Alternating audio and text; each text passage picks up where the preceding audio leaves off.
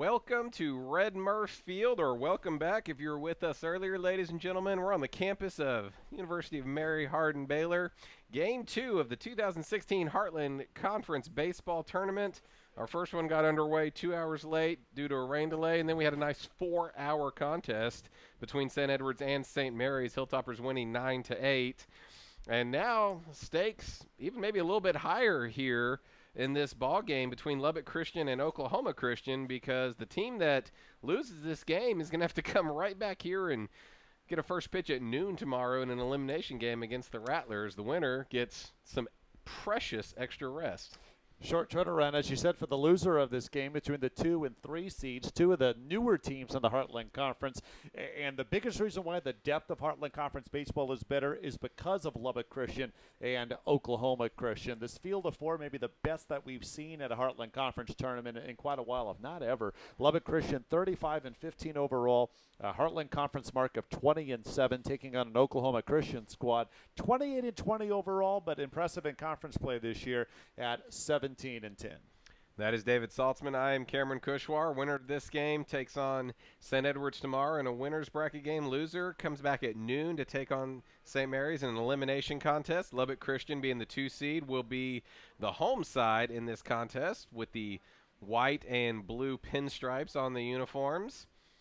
And they were leading the Heartland Conference. They took 2 out of 3 against St. Edward's down in Austin, but then Oklahoma Christian took 2 out of 3 against the Chaparrals a few weeks ago, and that put St. Edward's back in front. And they swept their way through the last 9 games in conference play to win the regular season and get the right to host it. First game was a 9-8 St. Edward's victory. Will be floored if this game has 17 total runs. It's a really good pitching matchup. Guillaume Blanchette, senior from Quebec, is on the mound for Lubbock Christian, 11-1, and has only lost to St. Edward's, although, as you said, Lubbock Christian would come back and win that series against the regular season conference champs. Blanchette's ERA is just 1.56, 8 complete games on the season, 100 strikeouts in 98 innings, and just 14 walks, 17 earned runs. Opponents hitting just .212 against him. He has been excellent this season, and it'll be a challenge for this Oklahoma Christian offense, which, like every other team here in the Heartland Conference tournament, an excellent offensive squad. All 4 teams hit at least 300, and Oklahoma Christian at 308. Still a tough challenge for the Eagles here today. The rest of the defense for the Chaparrals, J.P. Rousseau is behind the plate. Infield left to right has got Brandon Ricks, Jamie Bustamante, Hunter McFall, and Tony Reyes. Outfield left to right, Brett Wilhelm, Brent Stewart, and Brandon Urquizo is the right fielder. Lubbock Christian coached by Nathan Blackwood. Oklahoma Christian coached by Lonnie Cobble. They will get the first crack wearing the road gray pants with the black jersey tops. And they're going to be led off by Alex Polston. Number 2, their shortstop, 6 foot, 185-pound senior righty out of Midwest City, Oklahoma. First pitch is a ball. We're underway. This is a Lubbock Christian team, despite being one of the newer members of the Heartland Conference, a baseball program steeped in tradition. This ball is yanked fair up the third baseline. This is going to be an easy 2-bagger for Polston. The throw will go into third. 2 pitches into the ball game, and the Eagles have a runner in scoring position. Blanchette is awfully good, not because of his heat, but because he has a wicked breaking ball in tremendous location. That time got a little too much of the inside part of the plate, but Polston gets all the credit, turning and great bat speed, able to turn on that ball so fast and get it down that left field line for a leadoff double. And here is another Canadian for the Eagles. So we've got Canada on Canada here pitching and batting. Derek Jones, 6'3", 205-pound senior righty from Brampton, Ontario. 70 hits for Jones on the season. That's amazing. A .361 batting average, 18 doubles, 6 homers, 29 runs batted in. Jones' big wide open stance shows bunt. Takes outside. Our home plate umpire, Gordon Glaze. Mark Huseman has moved over to first base. He worked our first game. Javier Cantu out at second. Mike Pierce, the umpire, at third. Full crew here for the Heartland Conference Tournament. 1-0. Again puts down the bunt, but this time it is foul, 1-1. What do you think is the biggest change coming from Canada to the Southwest? Weather, food, topography? Yes, all that. But great baseball. And we talked about it in the first game, how Central Texas, that's where St. Edwards and St. Mary's, of course, are from. Great baseball there. Well, the same goes for the West Texas area. And, of course, right around Oklahoma City where Oklahoma Christian is located. Southwick, great baseball. Why not come down? 1-1, not showing bunts, slashes this foul up the right field line. Now, Jones is a true 6'3". He's tall and lanky, and their best base stealer with 14 stolen bases. If he's able to get on base here, quite a threat to begin this game for Oklahoma Christian. Blanchette ahead in the count. 1 ball, 2 strikes. Pop foul to play to the right once again. Kind of a small park here at Red Murph Field. It's 320 to both lines, 365 to the alleys, 395 to dead center field. The wind is currently non-existent, but it was blowing in and out in the earlier contest. Long look back at second. Another 1-2. Misses outside. Knock on wood, no rain expected this evening. Really rain expected overnight. Should be okay tomorrow as they try to get the 3 games in here.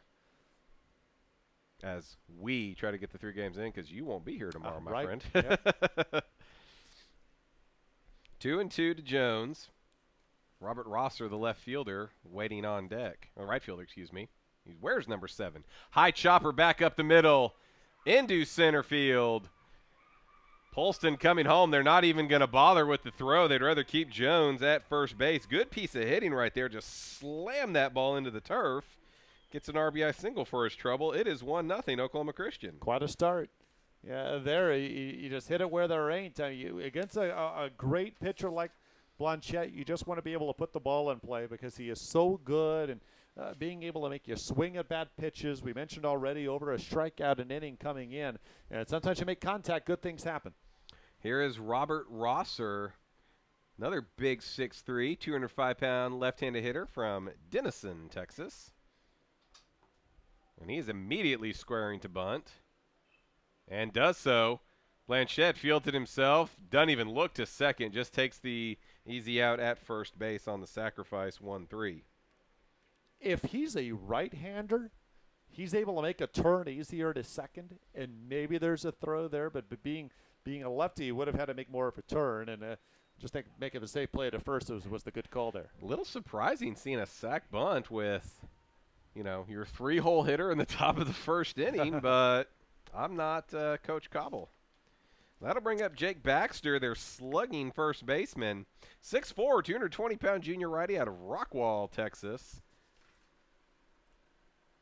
And sporting a most luxurious beard. I'm a big fan of that. He takes strike 1.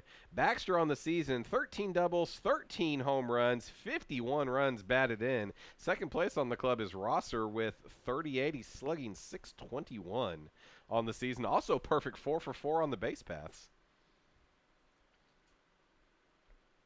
0-1, 0-2. So your beard is about as long as his. How long have you had yours? I lost my beard trimmer in August. So that long. Because this has become a trend, especially baseball. You see Dallas Keuchel, he is one of the longest ones, but you see more and more of these. I did not get the memo. 0-2 to Baxter, bounces up there. Nice stop by Rousseau. Keeps the runner out at second base. Now, Rousseau, the catcher, also quite a long beard. And I know when you're watching the camera angles too far away. I mean, this is, how many? 3-4 inches from the chin? Something like that, yeah.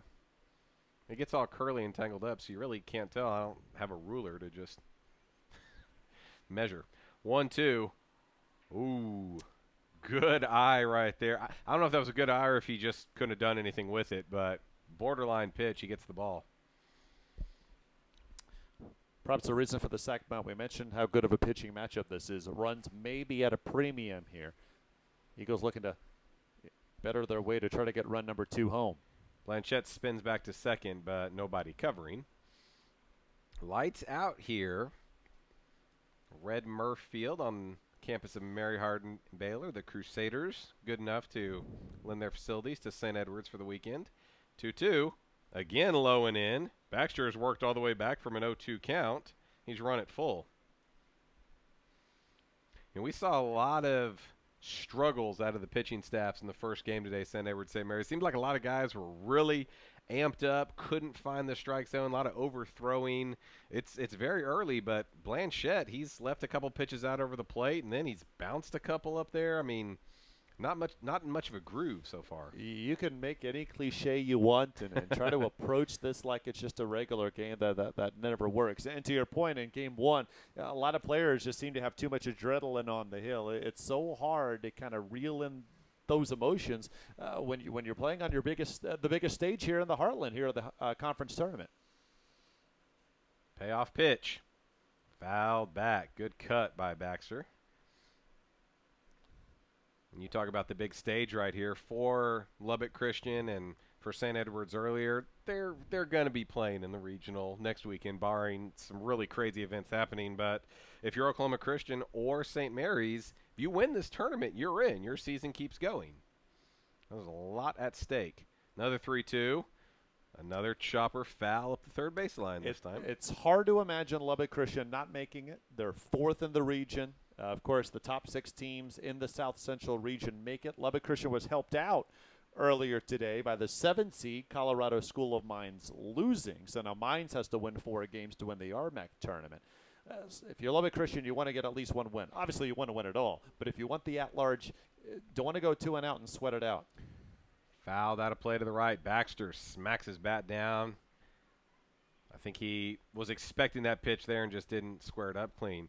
Well, we also had the number 2 seed in the regional, Texas A&M Kingsville, lose to start the Lone Star tournament. To the 6th seed West Texas A&M. So, of course, that helps their cause. But Lubbock Christian, take care of business. You get a couple of wins, they're in for sure. You get one, then probably. Runner going from second. Little cue shot foul up the first baseline. Boy, Jones gets to top speed really quick on those long legs, and he would have had that base stolen easily. But Baxter fighting here. This is going to be the 9th pitch of the at-bat.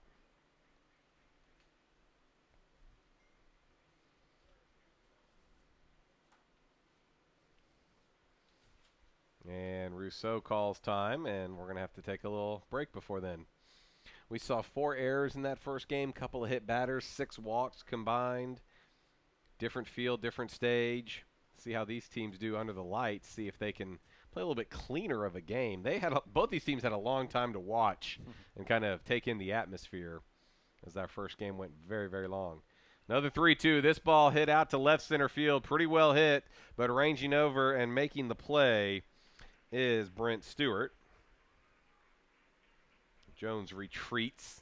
Good at bat there by Baxter. He just got that a little bit in on his hands. Didn't quite get the sweet spot. Not bad at all. You go 10 pitches. You try to go deep here against Blanchette, who, again, has 8 complete games. So it'll take a long time for that young man to get tired. But Lubbock Christian with a very solid bullpen as well. And you mentioned after they defeated St. Edwards 2 of 3, they were tied for the lead in the Heartland Conference. Couple of losses down the stretch for them, and St. Edwards winning their last 9 conference games, why the Hilltoppers won the regular season crown. Kyle Lacey, first pitch swinging, ground ball to first, bobbled, recovered. Blanchette there to record the force out. Nice play, sticking with it by the first baseman, Reyes. 3-1 on the putout. But the Eagles get on the board. A run, 2 hits, no errors, a runner left on base. Half an inning in the book. Oklahoma Christian leads at 1-0. Lubbock Christian coming to back when we come back on the Heartland Conference Broadcast Network.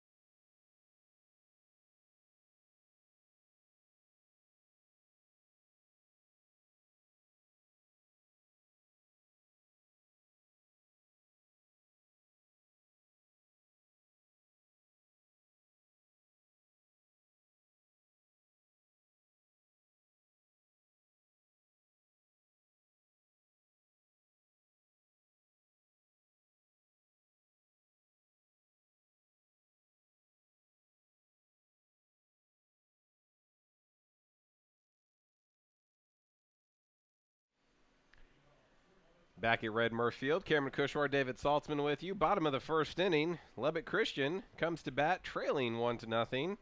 And they will be facing a local product for Oklahoma Christian, number 8, Brennan Walker, 5'8", 160-pound junior right-handed ace for the Eagles. First pitch is a little bit low to Bustamante, the shortstop. 6-1 record for Walker. ERA of 3.17, 3 complete games. This is his 12th start of the year. Big swing and a miss. Count goes to 1-1. Jamie Bustamante, 5'9", 166-pound junior righty from Presidio, Texas. Now Bustamante, 335 hitter this season, 4 triples, couple of home runs.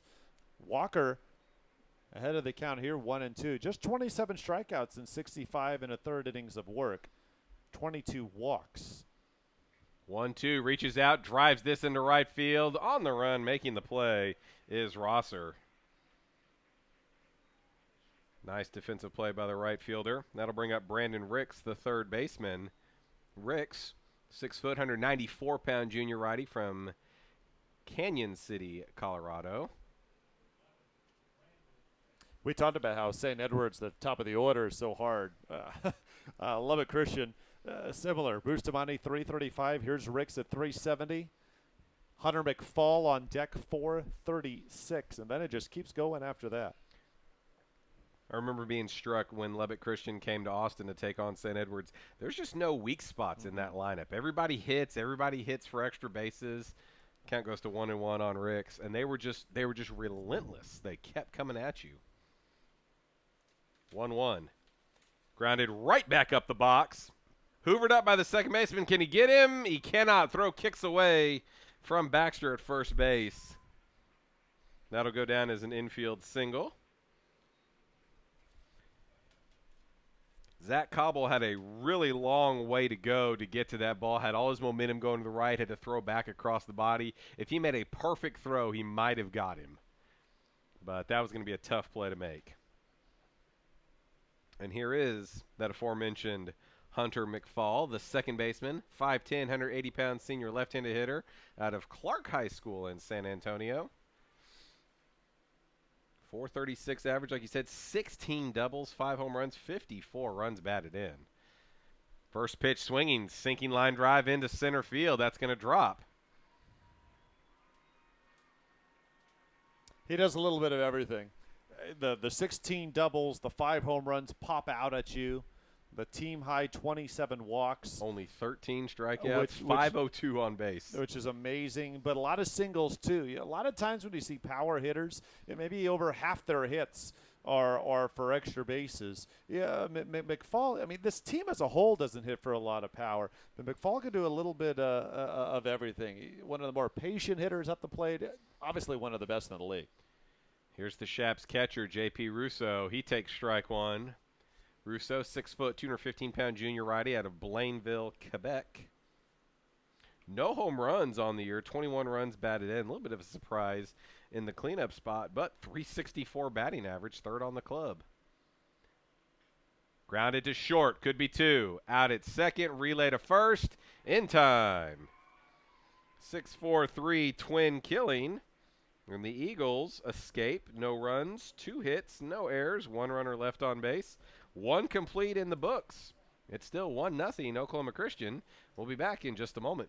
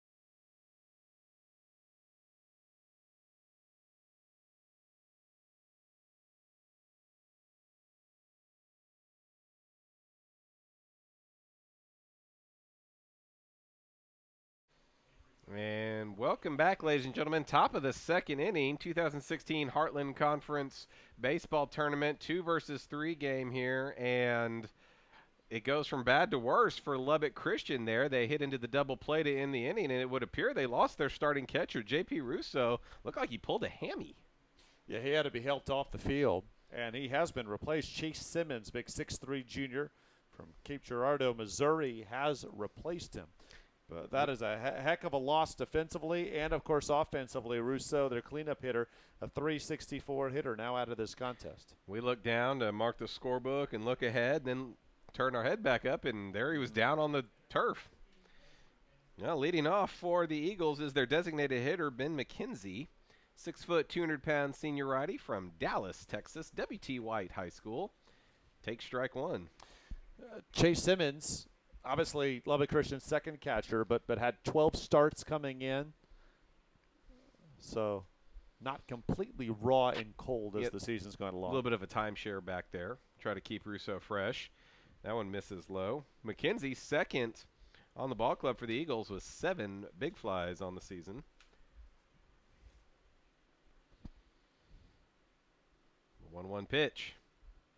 Low, 2 balls, 1 strike. Each team with a pair of hits in that first inning. The Eagles got the leadoff double, and then were able to push the run across. Shaps got 2 on with 1 out, but then the 6-4-3 double play. 2-1. This ball is ripped into left field. Coming on in his tracks, making the play is Wilhelm. McKenzie hit that hard, but out. I'll tell you what, this Oklahoma Christian team has had a lot of hard hit balls so far. The Polston double to lead off the game, and of course he has our only run. That quite a laser off the bat of McKenzie, but right to Wilhelm. Fortunate for the Shaps. Here comes Jared Sterling, 6 foot, 200-pound switch hitter. He is a senior out of Silo, Oklahoma. You reckon there's a silo in Silo, Oklahoma? I imagine. Hitting .228. Unlike this whole Eagle team that hits very well, but Sterling very good at the hot corner defensively. And he does have 7 doubles on the year. Strike one right there. And a switch hitter, so turn around batting from the right side. Blanchette working fast, 0-1. Sliced foul, no balls, 2 strikes. We're talking about the depth of Heartland Conference baseball.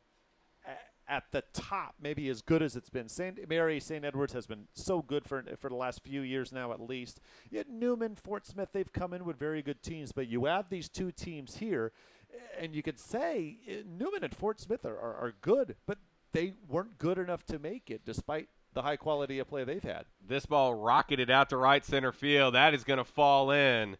On his horse, Sterling looking for a double, and he will get there. He was thinking 2 all the way out of the batter's box, and he got it. I'll tell you what, his hit and his running has exemplified the Eagles so far. They've looked like a loose group. They've looked like they're having a good time. They know they have to win the whole tournament to make it, but they come in here. They feel like the underdogs, maybe a little chip on their shoulder, and Sterling on his horse, and they heave on the slide towards second base. A lot of fun to watch so far.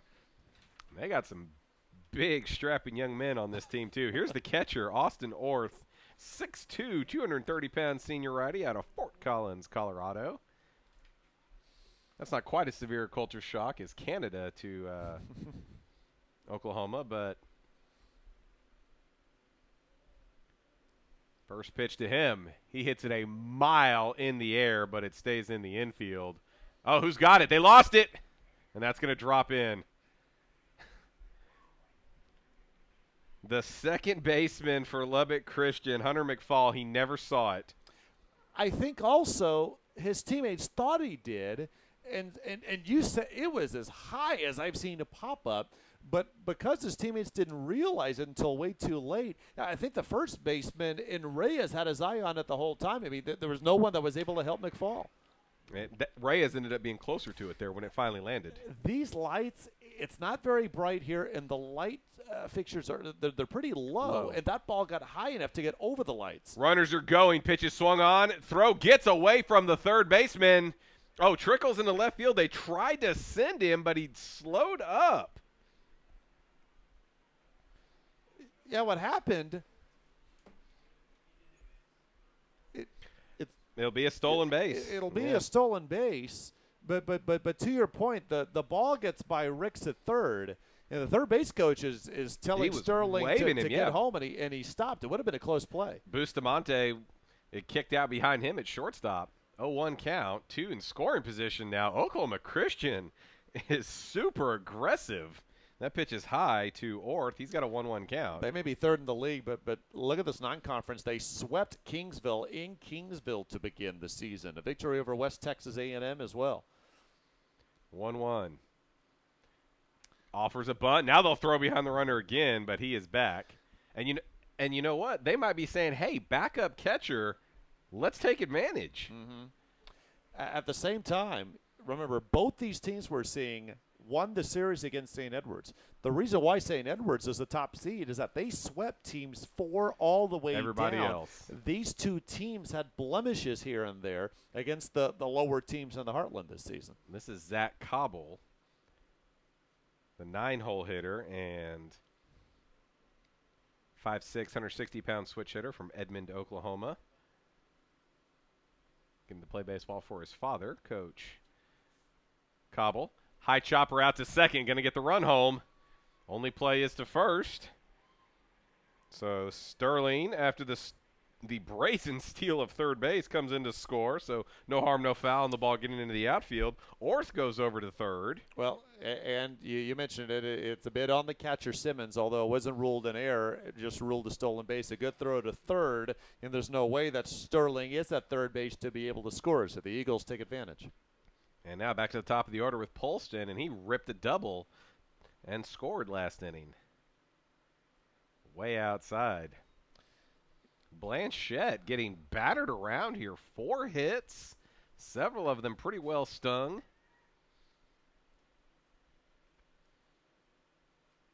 1-0 pitch.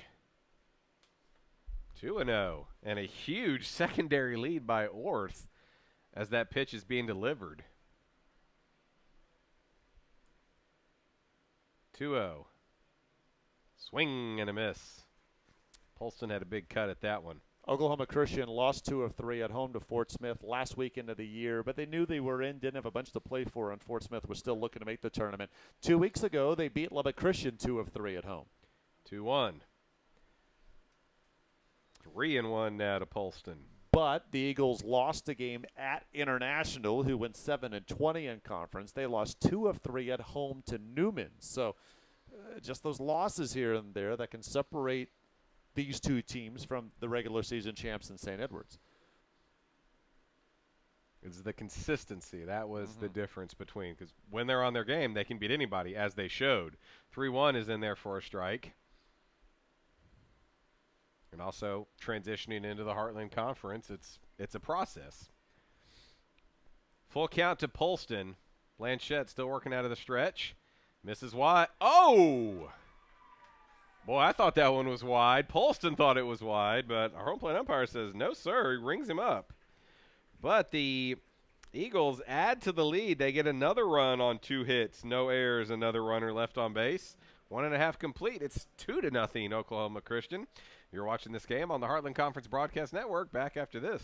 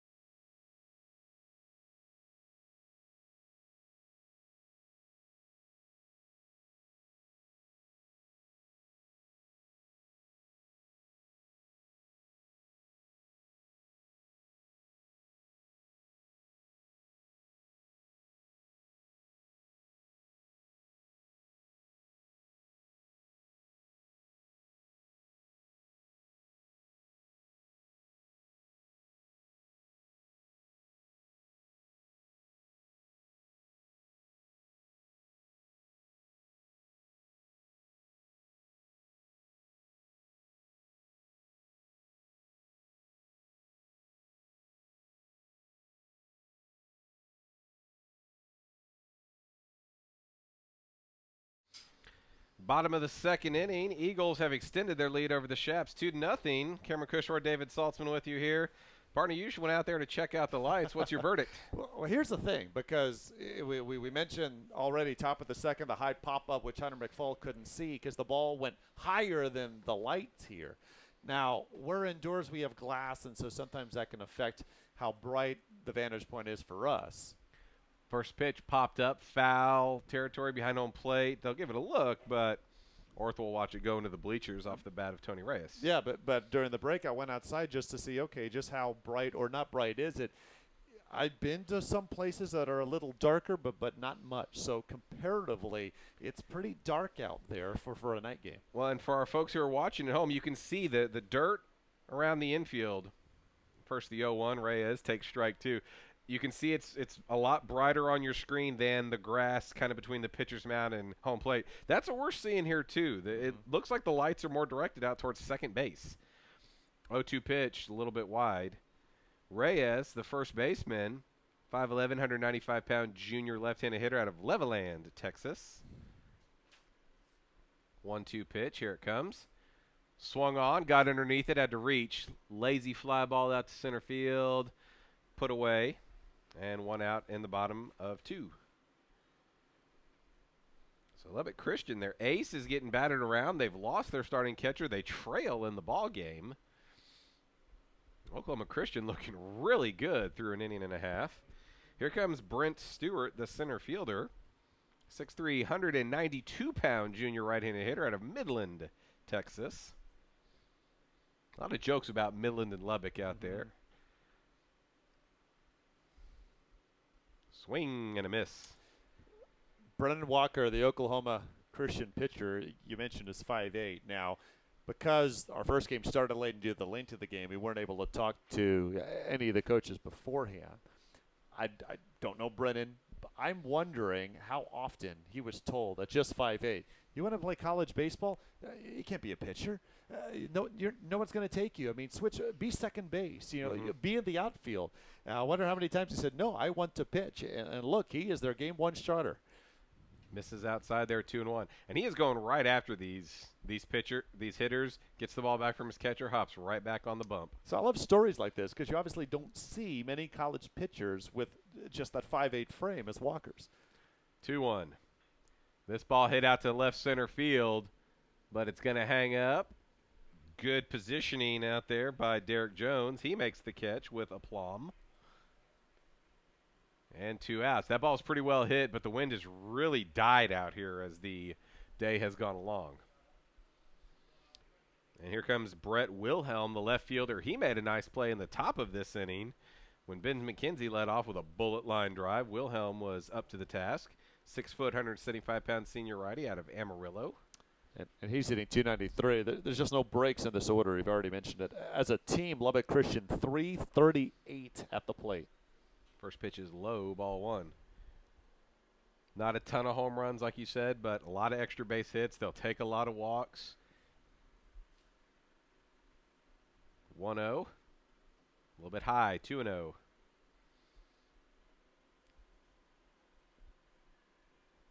Colorado Mesa still scoreless with Adams State. They got a little pitcher's duel working there. 2-0 to Wilhelm. Swing and a miss. It's an Adams State team, 4th in the RMAC. Lubbock Christian swept earlier this season. Colorado Mesa tops range right now in the South Central region. Kingsville number 2, they've lost today. St. Edwards number 3. Hilltopper fans want Adams State to win that game up in Grand Junction. Little tapper right back to the mound. Down on a knee, throws over and makes the play. Walker kind of slipped as he was trying to pick up that ball. Works a 1-2-3 second inning. Cruising right along here compared to our first game. This is flying by. 2-0 Oklahoma Christian leads. We'll be back with the top of the third inning in just a moment.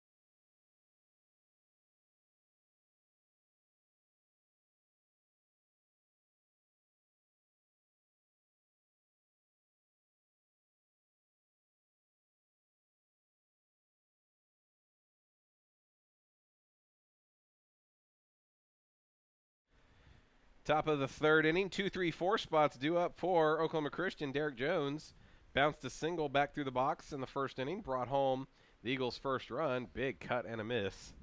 Strike one. Eagles have gotten a pair of doubles leading off the first, and then with one out in the second, they've pushed them both across. And we lead it 2-0. That pitch bounces up there. 1 ball, 1 strike.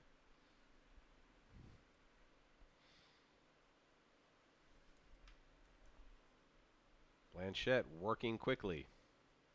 Another big cut and a miss. Boy, that's a great pitch. Just right under the hands.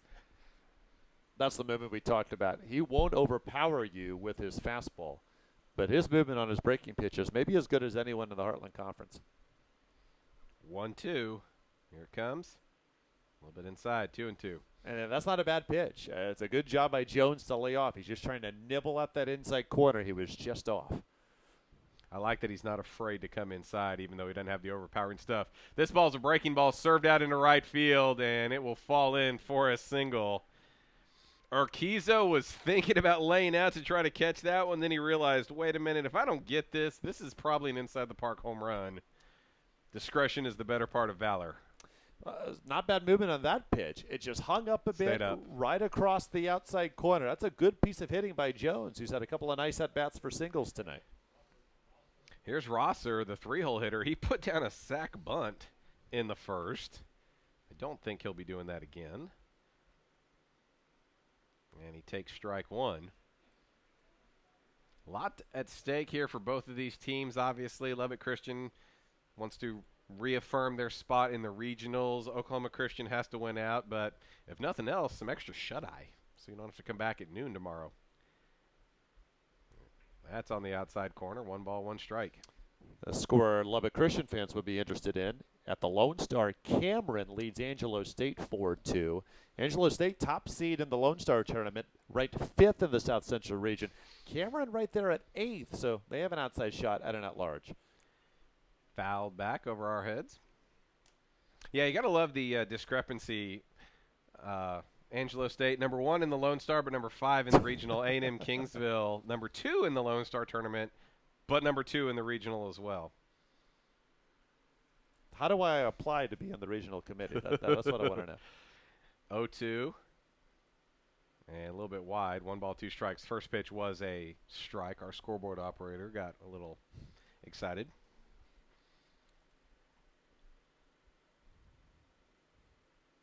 A 1-2 pitch to Rosser. Blanchette, a long look.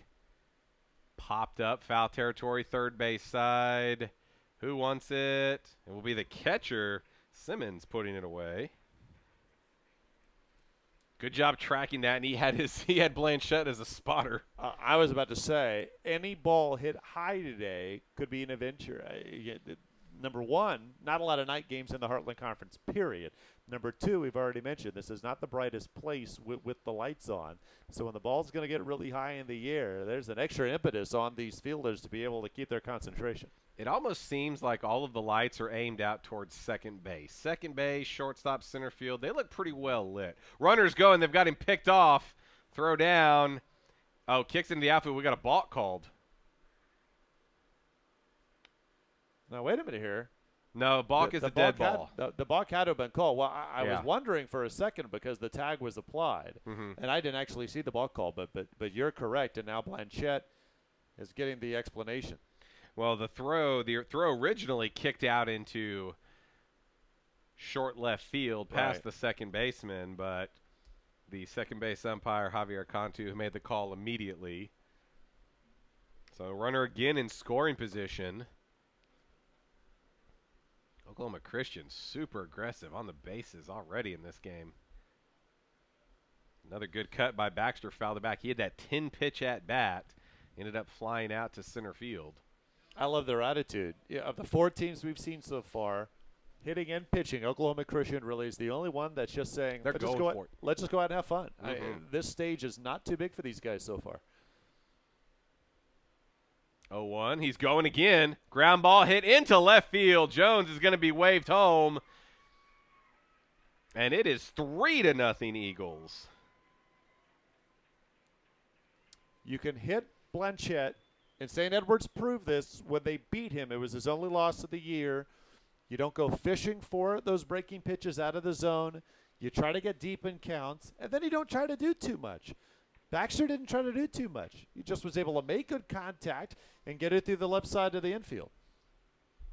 Boy, Derek Jones, if he's not the fastest runner in the Heartland Conference and on the baseball teams, he's pretty close. I mean, he was booking it. He might have just stolen third base there if they hadn't gone ahead and hit the ball and plated him. And that's going to bring a visit to the mound here. Blanchette just bleeding base hits and runs. He's retired 7 hitters, but he's given up 6 base hits. He's committed a balk, 2 stolen bases for Oklahoma Christian. And they've gotten the runners in scoring position, then got him home. I mean, it's one thing to get him there. It's another one to get him across home plate. Lacey up. First pitch, fouled back.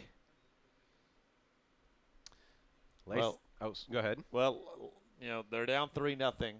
Lubbock Christian, though, with the bats to get back in this game. I like the conference on the mound. It's really important, though. Regardless of how good this Lubbock Christian bullpen is, Blanchette has to be able to hang in there. This ball fouled back into the net. 0-2. Well, and again, there's 3 games tomorrow. An elimination game at 12. The winner's bracket game, 3:30. And then the loser of the winner's bracket game turns around and plays the winner. So a couple teams are playing 2 games tomorrow, and the pitching depth is really going to be tested. That ball stays upstairs. Blanchette trying to get him to go chase. He's putting his pitches. He seems to be locating pretty well, but the hitters, they're really going out. It's like they know where he's going to go with it. Outside. And, I mean, we don't want to put necessarily too much stock or anything, but all these guys have seen one another now. They've played the series. This is the second time that the Eagles have faced Blanchette. Throws over to first. Ooh, they almost got him. Good move right there. Baxter is not a slouch on the base pass. He has 4 stolen bases and hasn't been caught.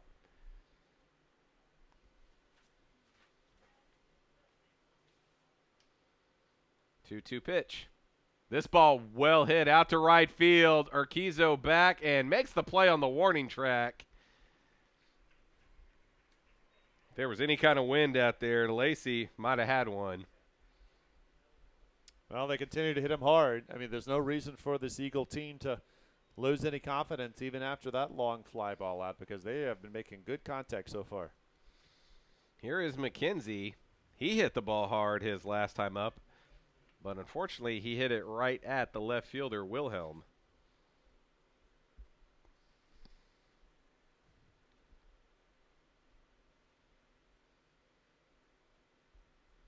Checks his swing. It's a strike anyway.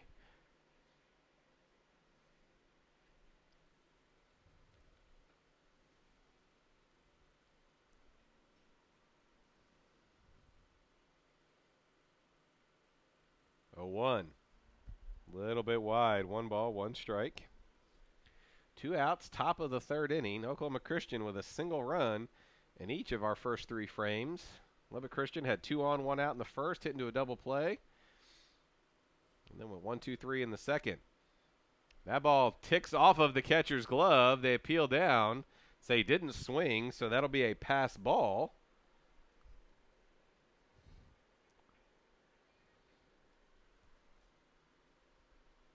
Eagles are really taking advantage of the backup catcher here. Eagles won the game against Lubbock Christian with Blanchette starting 6-5, although Blanchette got a no decision.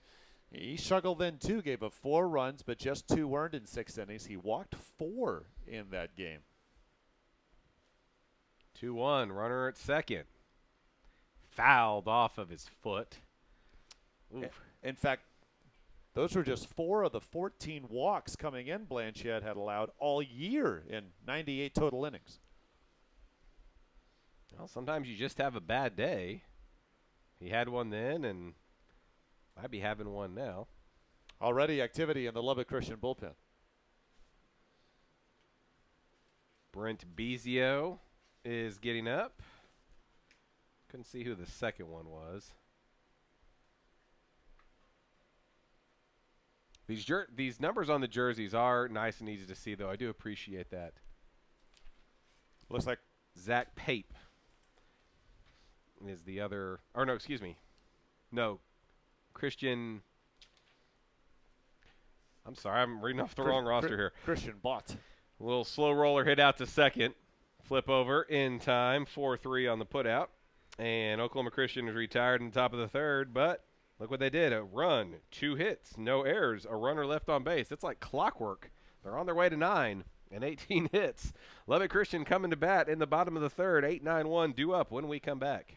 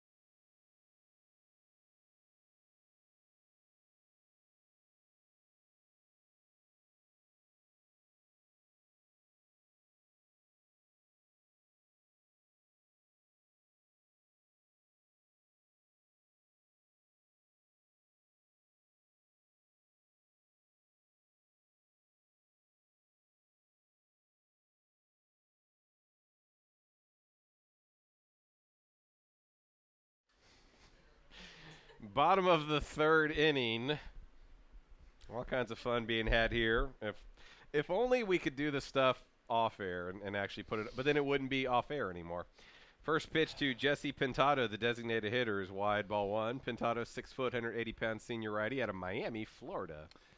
All I know is our fine media relations department, of which everyone works so hard, is probably, almost 12 hours they've been here? We're getting there. Yeah, that pitch Close. is inside to Pintado. I got here at 11:30. I was unaware until I got here that the first game had been moved to from 1 to 3, and these guys had already been here quite a while. 2-0 is swung on and missed.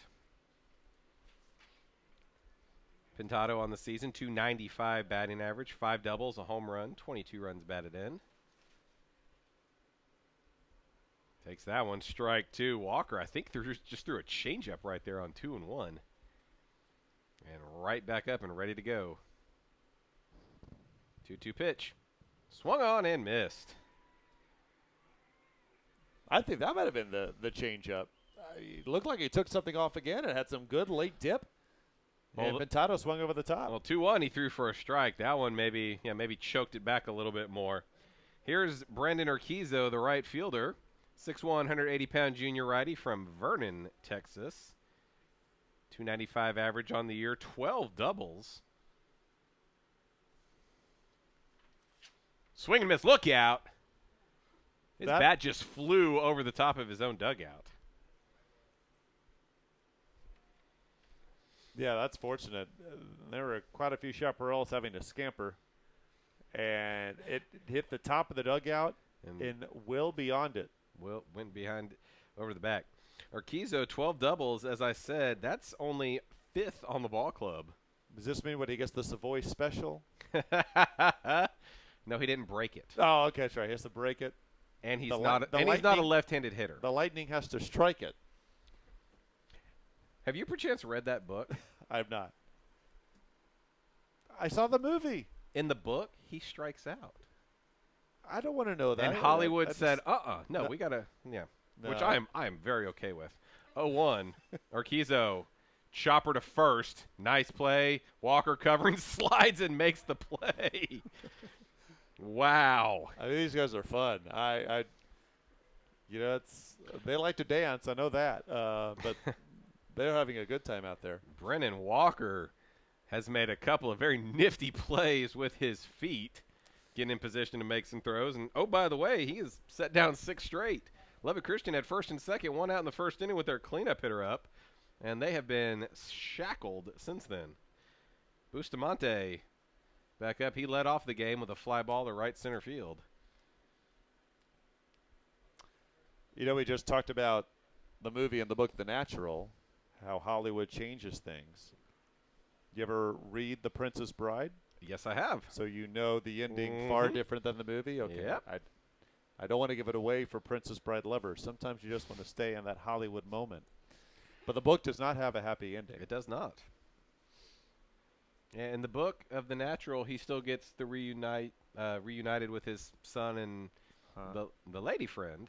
Swing and a miss, 1-ball, 1 strike. But he doesn't break the lights on the home run, you're saying? He strikes out, and they don't make the playoff. I like that ending better. That's more realistic. I'm with you. 1-1. But still, breaking the lights and jogging around the bases in the dark, that's one of the best sports innings. See, if you're tuning in here, you thought you were just going to get some boring play-by-play. 2-1. I have a full confession. So I love The Natural when it came out. I saw it again a couple of years ago, and I was just like, not so special. I know well, you're wrong. I love the game, but give me Bull Durham. 3-1, sharply hit into left field, 2-out single. So you're picking a chick flick over. No, it's not a chick flick. Bull Durham it's a great comedy. Absolutely. And candlesticks still today make a nice wedding gift. So you know. Bull Durham is one of the best chick flick movies it's ever not made. a chick flick movie. Because guys think it's a sports movie and they're okay watching it. Bull Durham and Top Gun, the two best chick flicks ever. You just feel guilty that you like Bull Durham, but it's really a great comedy. It's third on the baseball pantheon list. Our first pitch way outside to Brandon Ricks. He reached on an infield single his first time up. Field of Dreams is more of a chick flick than Bull Durham is. Yep. But Bull Durham's a better one. Well, they're Throw both over. great films. But if we're really going to talk baseball movies, it's got to start with Major League. I like Bull Durham and Field of Dreams better. Major League 2, not good at all. And that one hit him.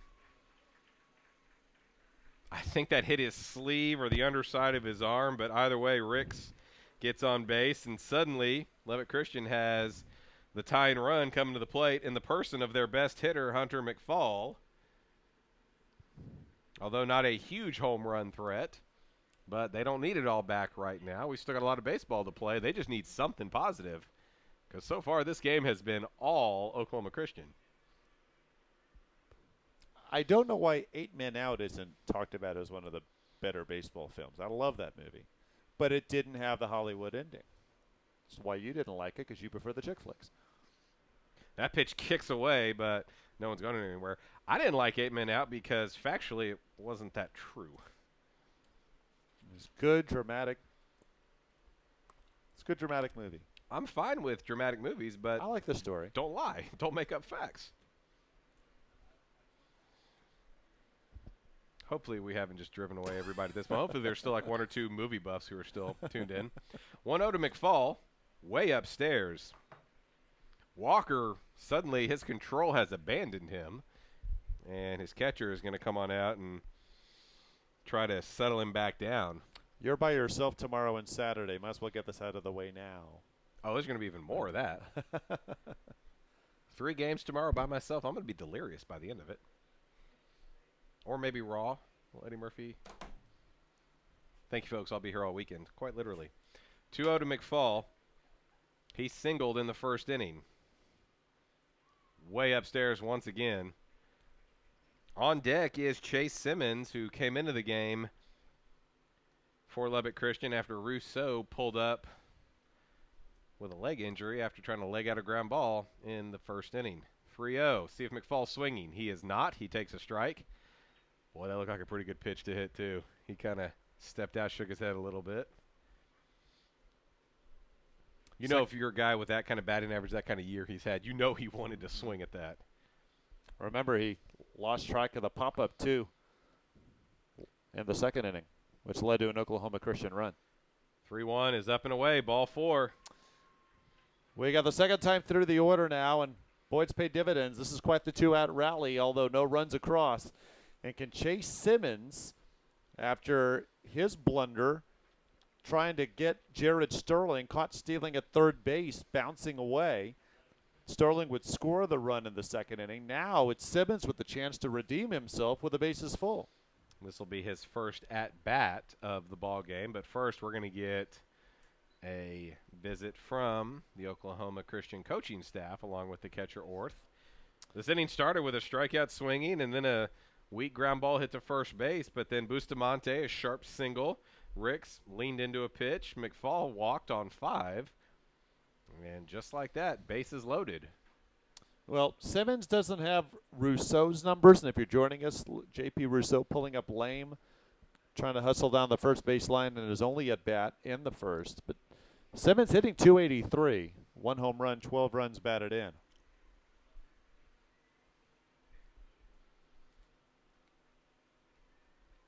Big-time moment here after Oklahoma Christian, quite frankly, dominating the first 2.5 innings. Well, if they can escape here with this lead intact, all this good work by Lubbock Christian could be for naught. But if the Shaps get even 1 run here, we got ourselves a good ball game. There's a strike to Simmons. That's a really good first pitch. Yes, righty on righty, breaking pitch right over the inside corner, giving Simmons something to think about. And Walker staying out of the stretch, despite the fact the bases are loaded. Yanked foul up the third baseline. Simmons smoked that one. Good guess. In fact, he guessed right. He was looking for that pitch inside. He just pulled the trigger a hair too early. And Orth is going to come on out and talk to his pitcher and say, hey, let's not do that again. Walker 1 pitch away from getting himself out of the jam that he kind of worked himself into. You know, Orth is listed 6'2", 230. If that's true, Walker is not 5'8". No. 0-2 pitch. This ball is hit well out to left center field. Hanging up and just on the warning track making the play is Lacey. Wow. Couple more feet and Lubbock Christian has the lead. Instead, they leave them loaded. No runs, a hit, no errors, 3 runners left on base. 3 complete in the books. When we come back, David Saltzman is going to take over for a few innings. You're watching the 2016 Heartland Conference Baseball Tournament on the Heartland Conference Broadcast Network. Back after this.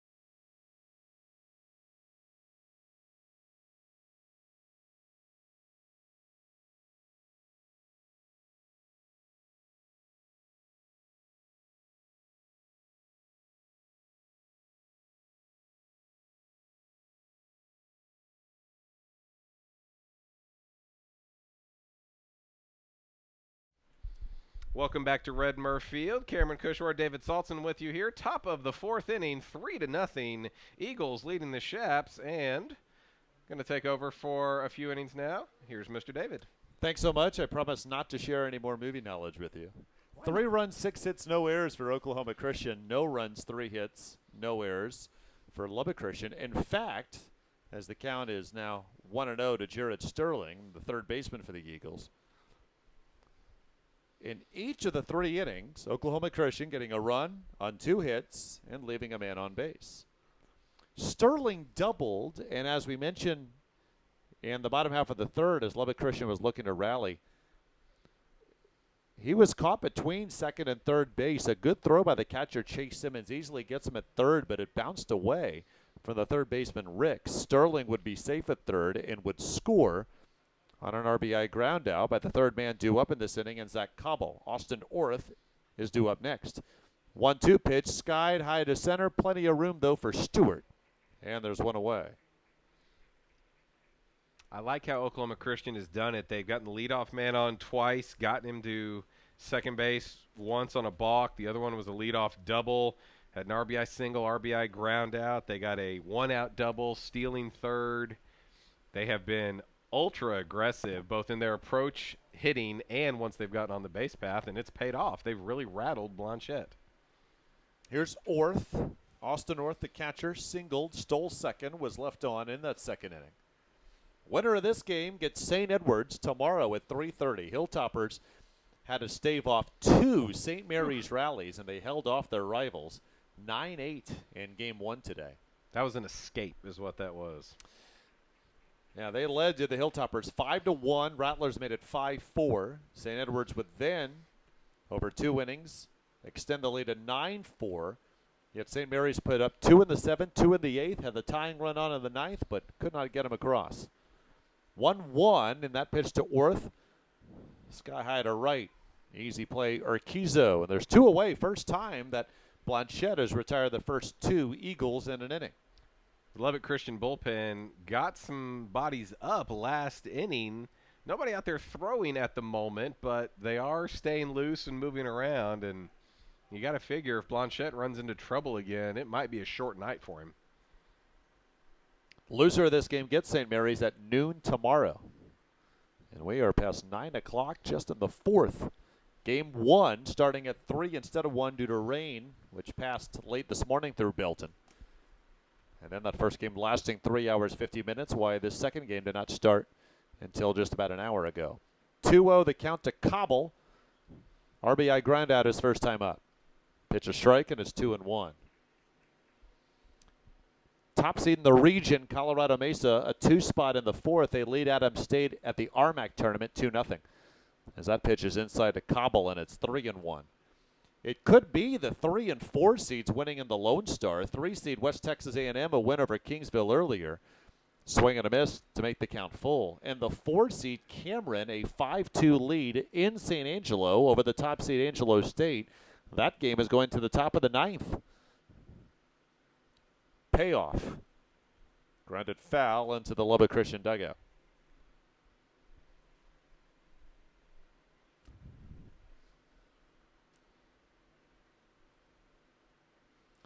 Lubbock Christian, 3 games behind St. Edwards in the Heartland Conference at 20-7. They're the 2 seed. 10-10 away from Lubbock this year. Oklahoma Christian 17-10 conference mark. And the payoff pitch high to Cobble, a 2-out walk.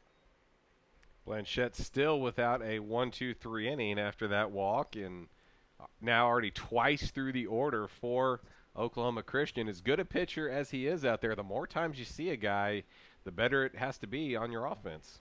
Top of the order, and Alex Polston pulled a double down the left field line to lead off the game. He would later score on an RBI single by the man on deck, Derek Jones. Blanchette, a very good move to first base. He was called for a balk last inning, but he then almost picked off Baxter after the run scored. Ground ball right back to Blanchette. Member of the Heartland Conference Gold Glove team this season, shows why. The flip to first. And for the first time, Blanchette gets the Eagles without allowing a run. No runs, no hits, no errors, and a man left. Through 3.5, 3-0 Oklahoma Christian at the Heartland Conference Baseball Tournament on the Heartland Conference Broadcast Network.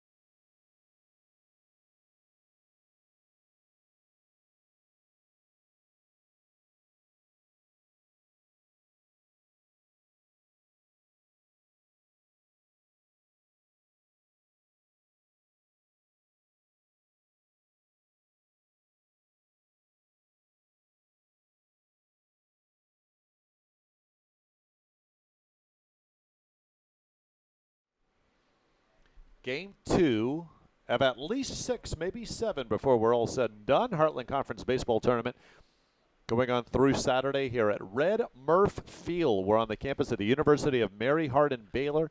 NAIA Power here in Belton, Texas, located about an hour north of Austin and about close to 2 hours south of Dallas. Tony Reyes, Lubbock Christian first baseman, leading off the bottom of the fourth, a 2-0 count.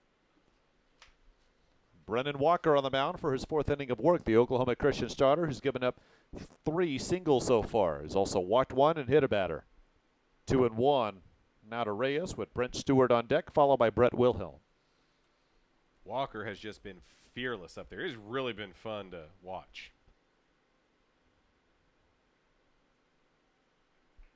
That pitch misses, and it's 3-1. Yep, listed at 5'8". Won't strike out a lot of guys. Good control. A lot of moxie on the hill as that pitch is fouled off just beyond the Lubbock Christian bullpen. Oklahoma Christian began the Heartland Conference slate sweeping St. Edwards in a doubleheader. Would then lose games they probably look back and say they shouldn't. And as we mentioned earlier, it's St. Edwards sweeping teams 4 all the way down to 9, allowing them to win the Heartland Conference by 3 games as Reyes grounds out to short. 6-3, Polston to Baxter. Reyes didn't really, I mean, the ball was hit right to him. Great arm by the shortstop, but Reyes didn't really run very hard down that line.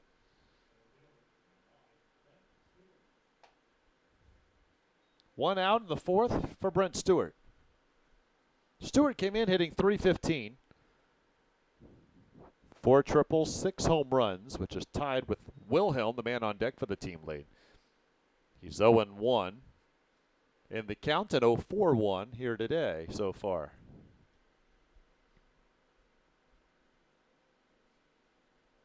And the pitch from Walker outside, 1-1.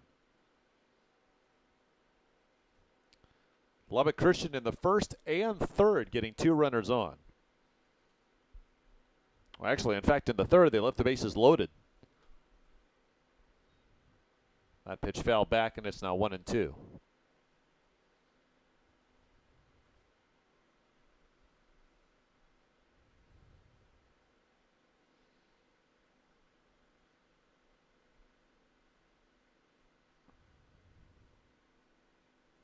Walker gets a sign, brings the 1-2. That's lined into the glove of the shortstop Polston.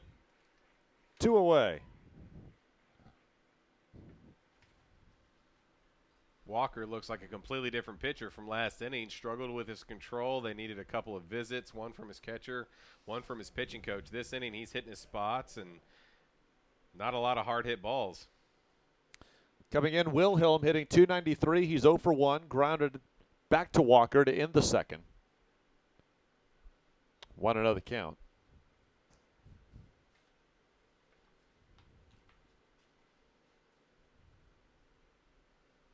And that pitch called a strike. Lubbock Christian began the season 9-0, including consecutive wins over Angelo State, regular season champs, and the Lone Star. 1-1 pitch low to make it 2-1.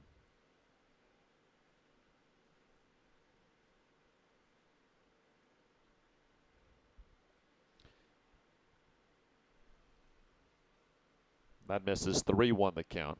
After a doubleheader sweep at St. Edwards April 2nd, Lubbock Christian was tied with the Hilltoppers for the conference lead.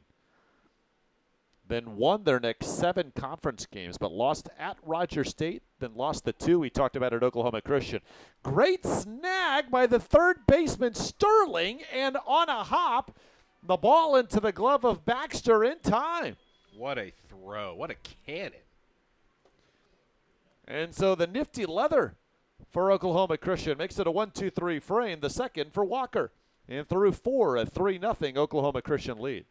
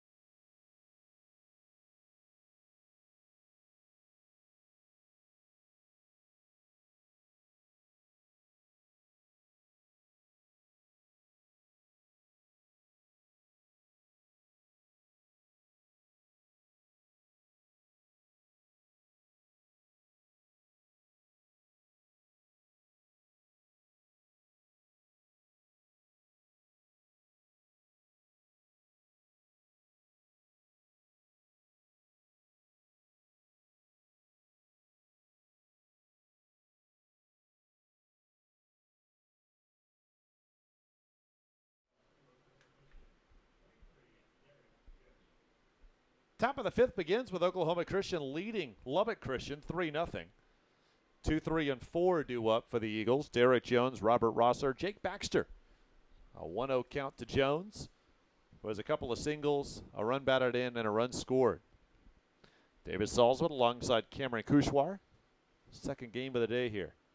Check swing, but Jones couldn't lay up, and it's 1-2 now. Loving the speed of this game here. We might get out of here at a decent time. Yeah, not that I'm not having a great time, mind you.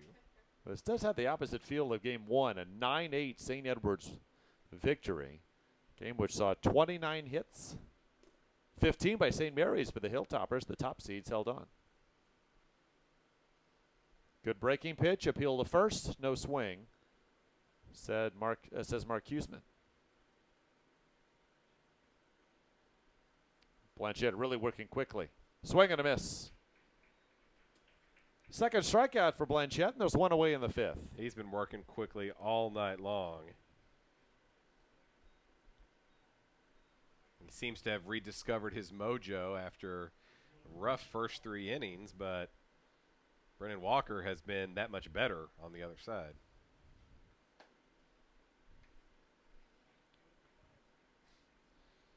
I couldn't tell if our third base umpire was scratching his head or ringing him up there on that appeal. He did ring him up. I didn't catch it, but you're right. That was called a strike. And the next pitch from Blanchette to Rosser, a 58-footer, which bounces in the dirt. So it's 1-1 the count. Rosser 0 for 1 with the sac bunt.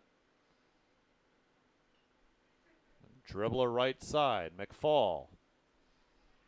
It looks like Blanchette's settling into more of a groove. The last hit he gave up was a single to the man up now in Jake Baxter. And that came in the third. That drove in a run to make it 3-0. It's been both the top and the bottom of the order for Oklahoma Christian. The 4, 5, 6 spots only have the one single by Baxter and the Ribby, but single RBI in the second from the 7 and 9 spots. And then the top of the order is done well, as you would expect. 1-0 the count to Baxter. The Oklahoma Christian first baseman.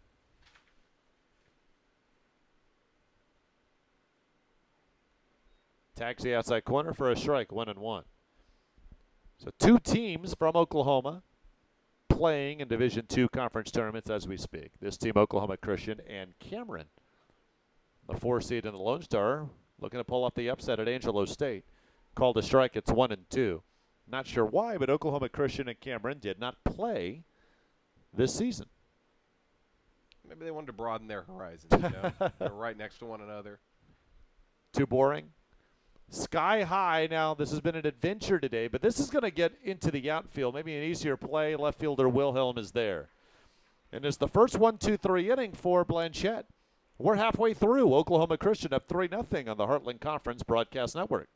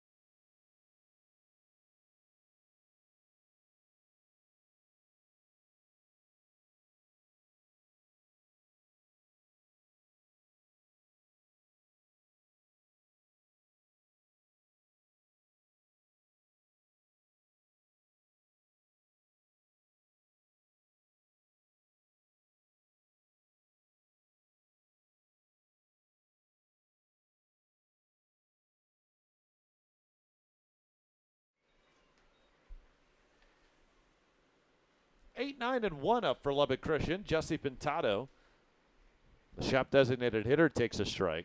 He struck out swinging rather, his first time up. 0 for 1 on the night.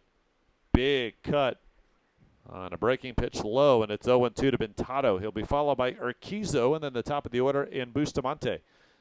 Brennan Walker allowing 3 singles so far, shutting out this powerful Lubbock Christian lineup. Curveball in the dirt, and it's 1-2. He gave up 2 of those singles to the second, third batters of the game, but got a double play in the third inning. It was a single, a hit batter, and a walk. And otherwise, he has been spotless. Dipping down just to get a piece of that breaking ball. Pintado fouls it off to our right. We talk about guys, finding a rhythm. Hitters want to do that, get some good swings. Walker is just cruising right along with him pitching right here. I really think the Shaps are playing into it by being so aggressive. Well, Pintado's expanded that strike zone. That was a pitch way in, and off the fist, he was able to pop it foul over to our left. They're going up there hacking. I mean, if they see pitches they like, they don't want to fall behind. That's all well and good, but when a guy's cruising along, make him work. 1-2. Pintado lays off this one. It's a 2-2 count.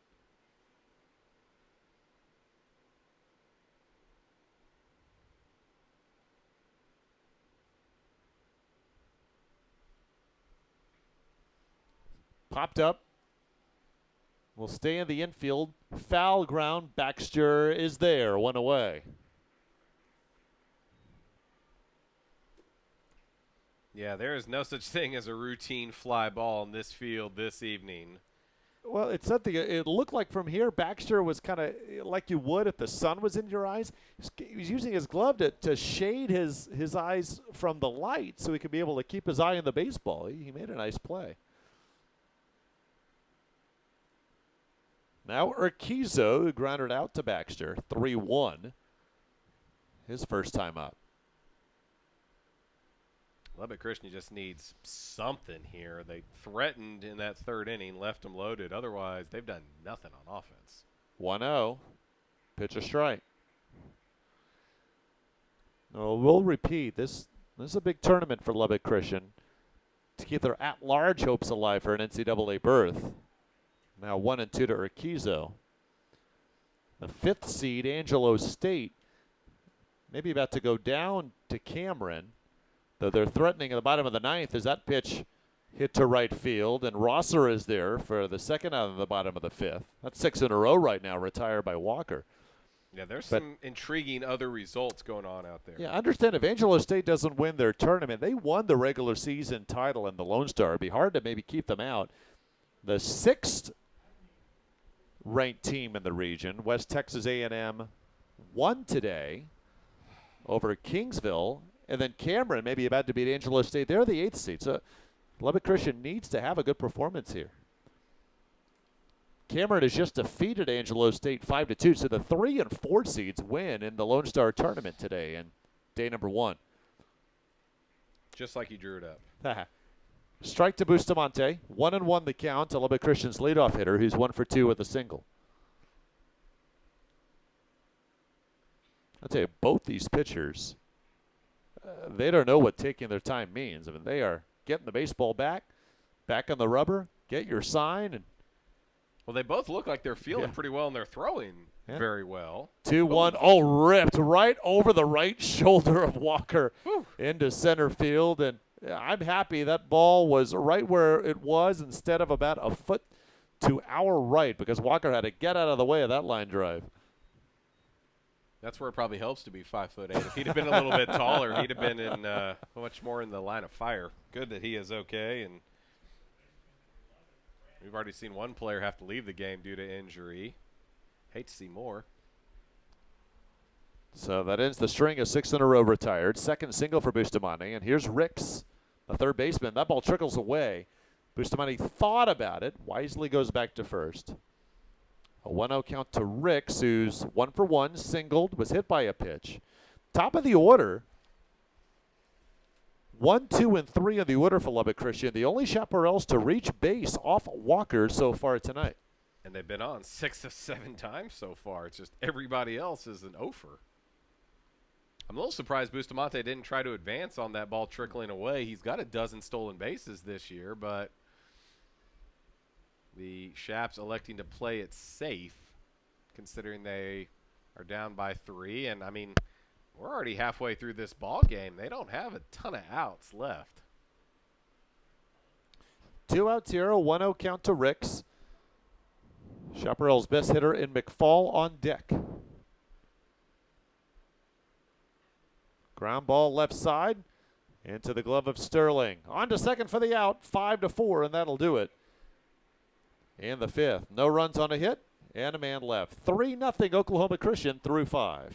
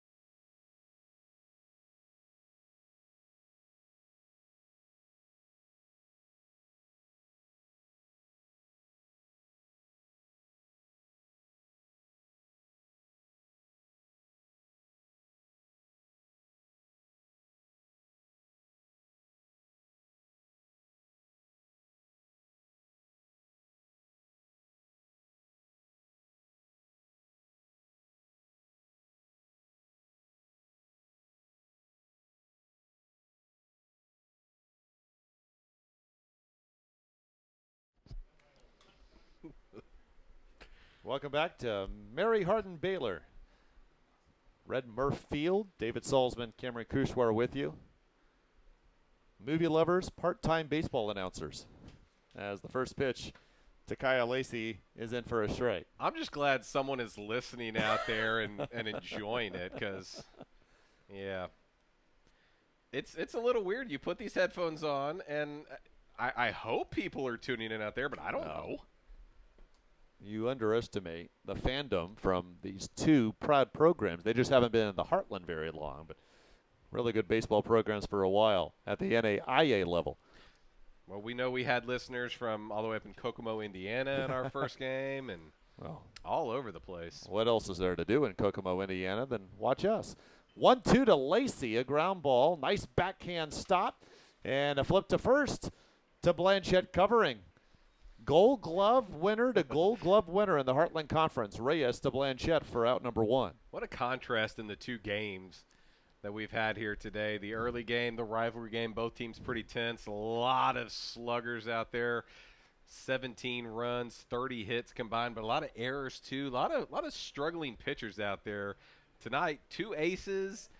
Eagles have pushed across a couple runs. They've definitely earned it, and that's all we've had. Here's Ben McKenzie, the designated hitter, who's 0 for 2. But both games have been very fun to work and to watch. Well, both these pitchers now are getting in a good groove. A little activity in the Lubbock Christian bullpen just in case. Hard to believe as good of a pitcher Walker is. Can you really shut out this Chaparral squad the whole way? It's a Lubbock Christian team that's been shut out just once all season.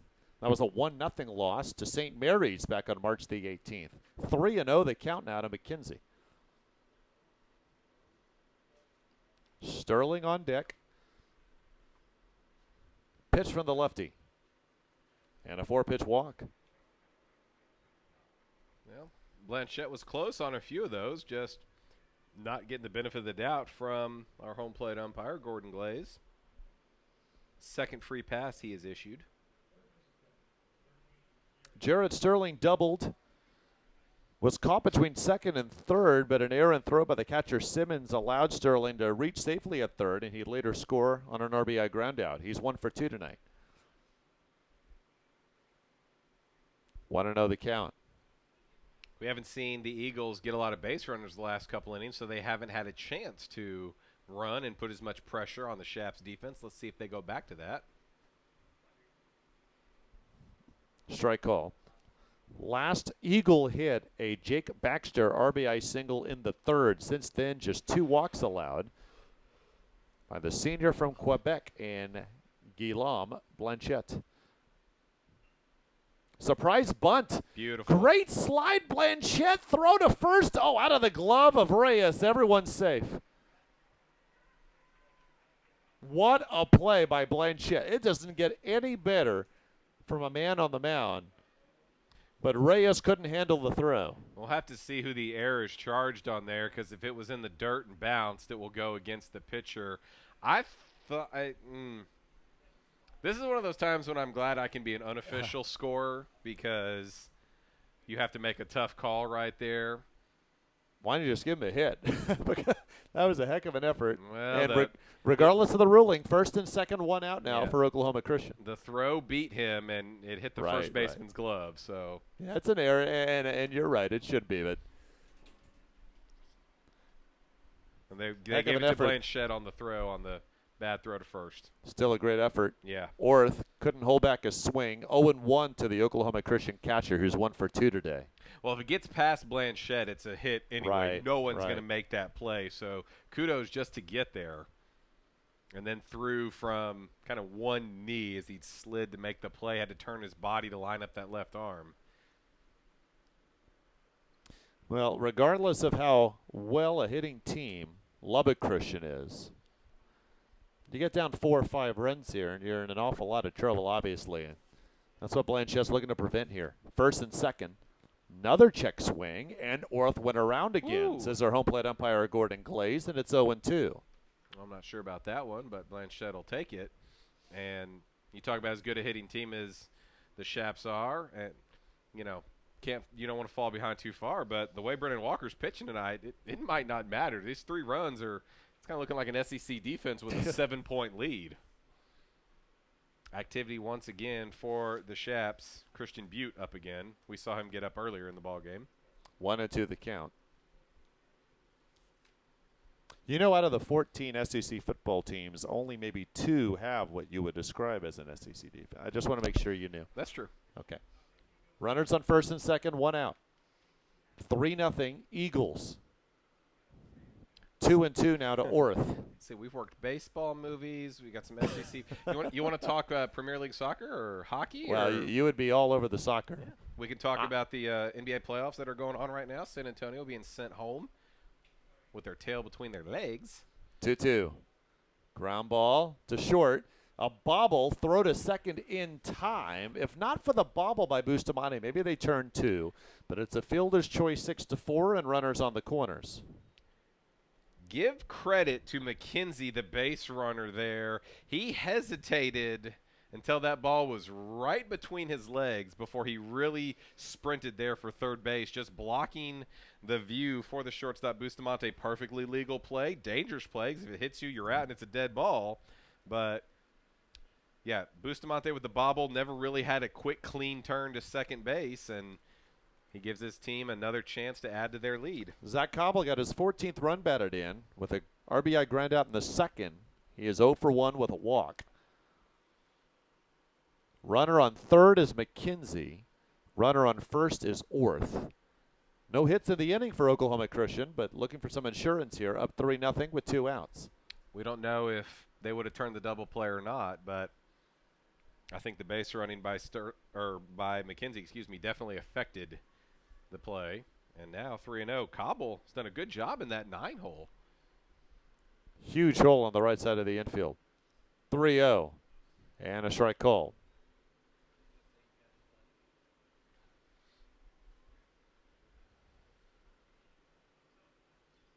And the pitch. Pop foul to our right. From 3-0, the count is full. Well, now Orth will get a running start from first base, and Reyes will retreat behind him. Blanchette has just thrown fastballs up there the last 2 and said, look, you're the 9-hole hitter. You're not going to hit one out over the fence. Do what you can with it. Payoff coming. Tap foul to our left. Some good at-bats being put up here by the Eagles hitters as well. Blanchette just 2 strikeouts today.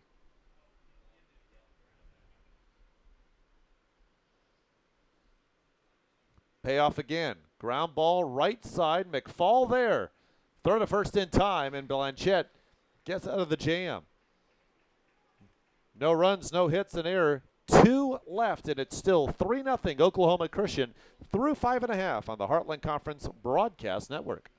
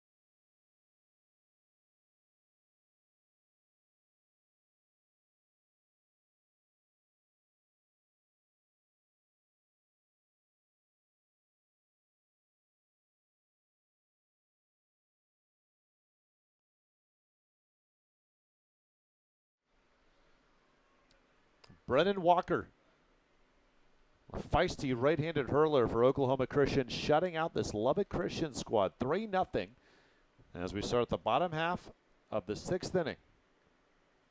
This is a big inning for Lubbock Christian. 3, 4, 5 spots due up. Here's Hunter McFall. Strike call, and it's 1-1. And this is their 3rd time through the lineup. And still the top 3 hitters in the order for Lubbock Christian, the only ones to reach base. 2-1 now the count. Simmons on deck, who replaced starting catcher J.P. Russo, who pulled up lame, running down the first base line in the 1st inning. McFall, Simmons, and Reyes here in the 6th, as it's now a 2-2 count.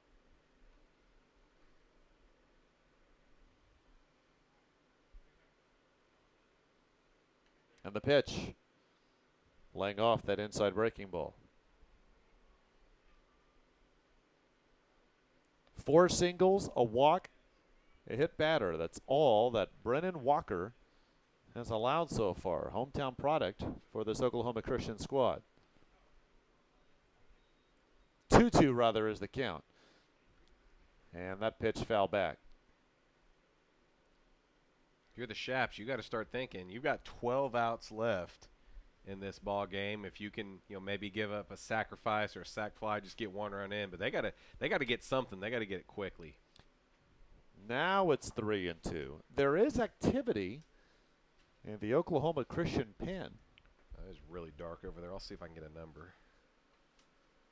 It is a left-hander. That pitch fouled off to her left, and the count remains full.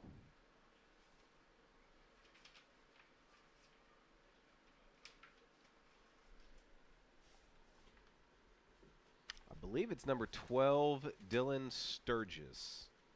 Again, that pitch foul back. It is a strong 1-2 punch in the Oklahoma Christian pen. If they need to go to them, Dylan Sturgis and then Jake Moore.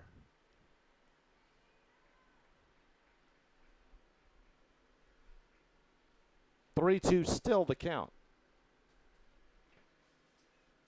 Again, foul back, this time off the netting. Hunter McFall, very tough guy to strike out. He's already drawn 1 walk in this ball game. He knows how important it is just to get some base runners. Our 4-3-2 pitch. And McFall works the walk. That's a heck of an at-bat. He has reached base all 3 times he's been to the plate tonight. And David, you talk about the 1-2 punch out of the bullpen there, Moore and Sturgis.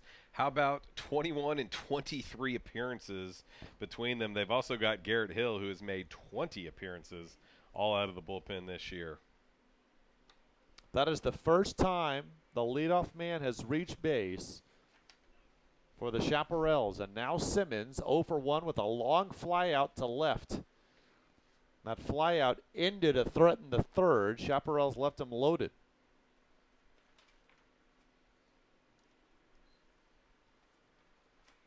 1-0, and time called.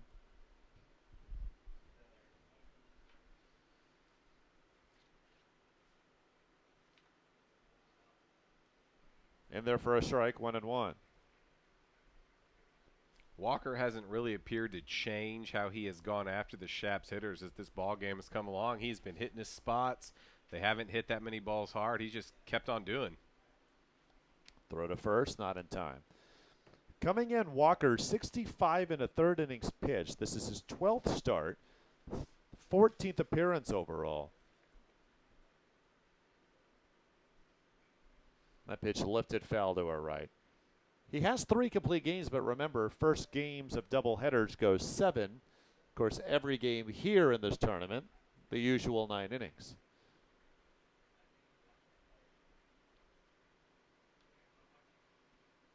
McFall takes his lead, the 1-2. Dribbler left side. And bobbled. Everyone's going to be safe. A slow roller, a tough play, but they'll give the error to Polston.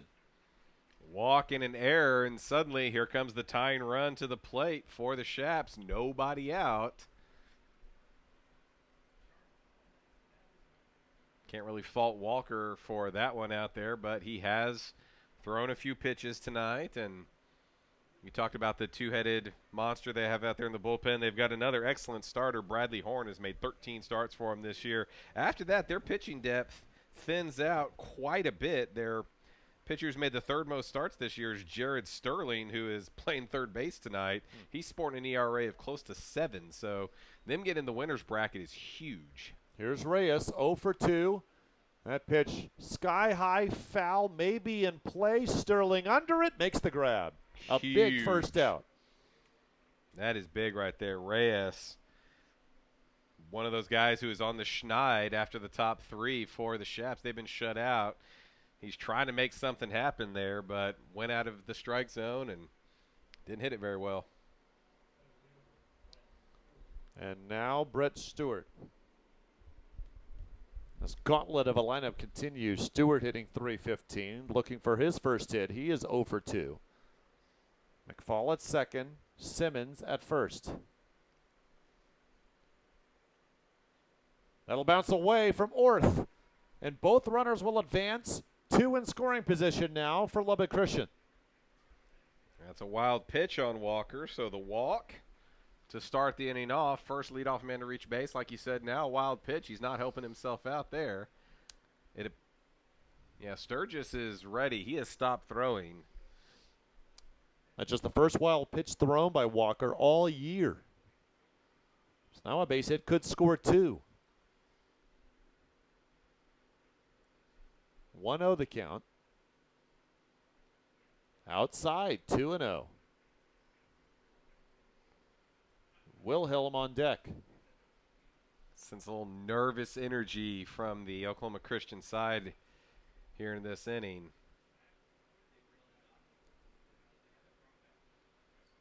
Floats in but misses. 3-0 now. You know, the Eagles got those 3 runs, one in each of the first 3 innings, but they had a lot of runners on. They had more chances. They really could have built up a pretty big lead here, but they didn't do it. And, you know, they're thinking about some of those missed opportunities right now. Just last inning, leaving the 2 runners on as well.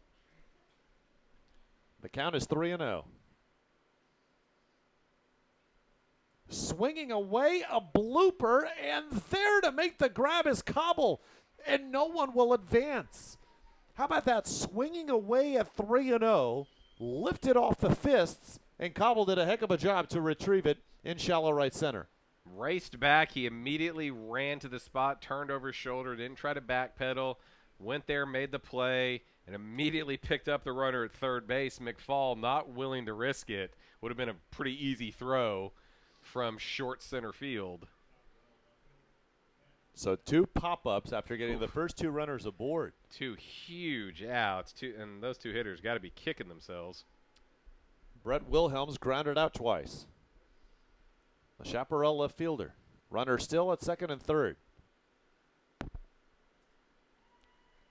Breaking ball called a strike on the inside corner. Second baseman swung a little bit up the middle. The center fielder a couple steps into left center. Shortstop well over into the hole. A lot of room back up the box. Fly ball, playable and right. Rosser there, and after the first two reach, Walker gets out of the jam. The shutout continues. No runs, no hits, an error, and two left through six. 3-0 Oklahoma Christian on the Heartland Conference Broadcast Network.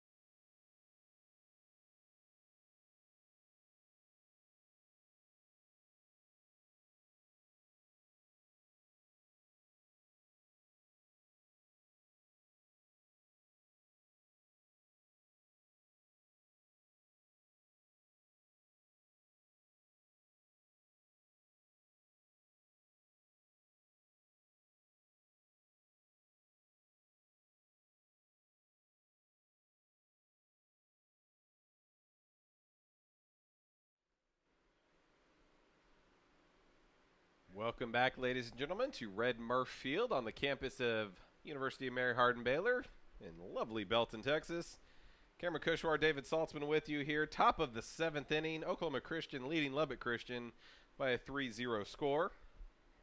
Blanchette, his first offering is up and away to Polston for ball one. Polston doubled and scored, leading off the ball game, 1 for 3 overall. A little bit wide, 2-0. 3 runs, 6 hits, 1 error for the Eagles. No runs, 4 hits, 1 error for the Chaps. This game being played at light speed compared to our first one today. Swing and a miss, 2-1. Winner of this contest will come back and play St. Edwards in the winner's bracket tomorrow about 3:30. The loser faces a very quick turnaround. They're back here to take on St. Mary's at noon tomorrow. That is low, 3 balls, 1 strike. I'll have all 3 games for you tomorrow. The late game will feature the winner of the elimination game and the loser of the winner's bracket game, and an elimination game themselves. And then 1, possibly 2 games on Saturday. There's a strike to Polston. Count is full. Blanchette deals. Ground ball hit to first. Fields flips. Blanchette stumbles a little bit, but gets the foot down on the bag. 1-3 on the putout. Or 3-1, excuse me. Polston hit into a 1-3 his last time up. So he's worked both sides of the pitcher-catcher pepper. Here's Derek Jones. Couple of singles in 3 trips. He scored a run. He's driven a run in.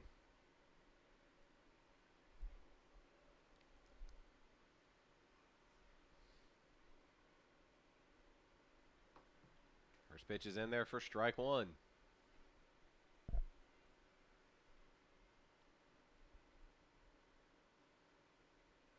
That one bounces. Blocked by Simmons.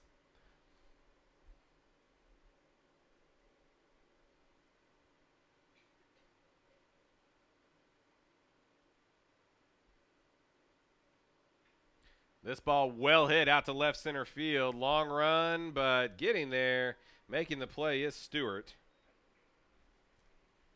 Hung up just a little bit. What wind that we have here is coming in from left center, so Jones hit it hard, but out. 2 outs, and here comes Rosser.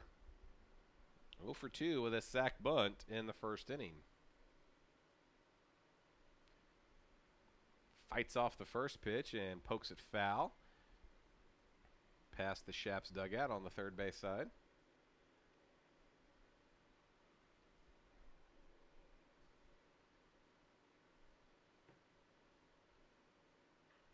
This ball's rifled foul the other way, out in front, yanking it up the line.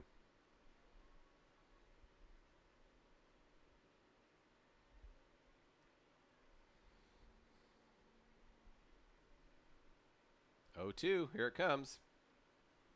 Just off the plate, wide. Lubbock Christian bullpen still has a lot of guys stirring out there. Oklahoma Christian bullpen silent at the moment. Little tapper to first. Another 3-1. Easy peasy 1-2-3 inning for Blanchette. 6.5 in the books. Still 3-0 Eagles over the Shaps. 2016 Heartland Conference Baseball Tournament will be back in just a moment.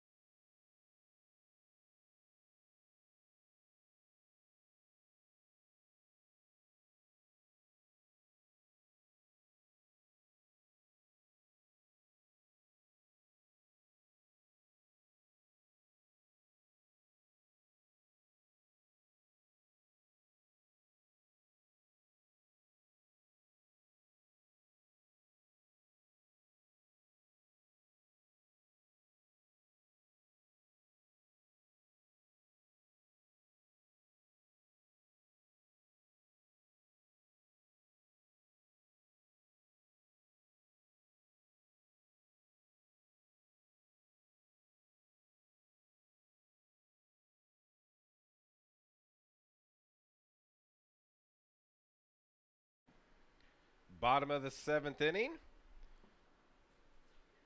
Shaps have 9 outs to come up with at least 3 runs. First pitch to Pintado, the DH, is low, ball 1. He is struck out, fouled out the first. A little bit wide, 2-0.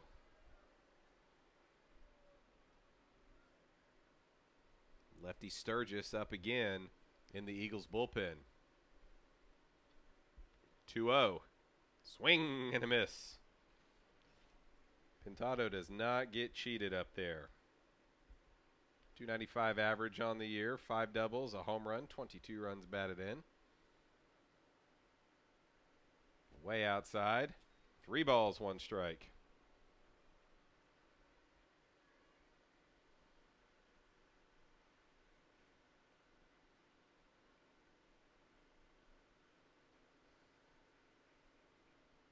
Pintado conferring with our home plate umpire, making sure he's got the count correct. He does. 3-1, here it comes. Popped up, foul territory. Who wants it? And no play to be had. Baxter, the first baseman, with a lead on it. Orth lost it. Another high foul ball. And in the end, Baxter overruns it. Orth never saw it. And it's a loud strike. So Pintado with new life here after the fly ball could not be handled.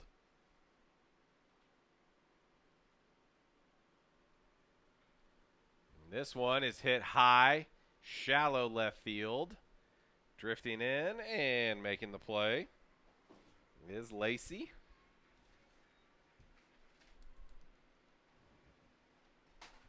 So once again, the leadoff hitter is retired by Brennan Walker. 6 of 7 now. He has got the leadoff man tonight. That is a way to stop any rallies from forming.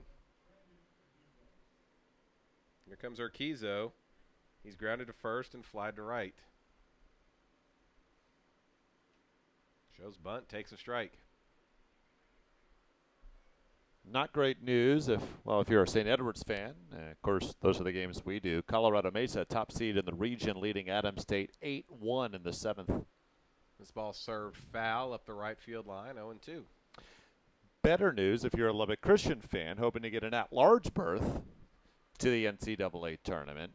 They would prefer Mesa win, so no one perhaps steals a bid from the RMAC. No bubble teams getting in. Mm-hmm. Here's the 0-2. A little bit wide. But St. Edwards, of course, wants to host that NCAA regional next week. They're the third-ranked team in the region. Number 2-ranked team, Kingsville, lost earlier today. Urquizo down on strikes. Walker just his second strikeout of the evening in 6 2/3 innings. You don't have to punch out a lot of guys to be a dominant hurler. This is a really good Lubbock Christian hitting team. I think perhaps, and maybe just because of where they're at here at the conference tournament, they're usually a little more patient than this. Give Walker a lot of credit, though. Once he's gotten ahead in the count, he's just getting pitches further away from the plate, and these Lubbock Christian players are swinging at too many of them. Here is Bustamante. He has 2 of the Shaps' 4 hits. Both of them coming with 2 outs, however. That one, he pops back into the net. Quickly, he's behind 0-2. Single to left, single to center, and fly to right field. So he's played pepper with the outfielders.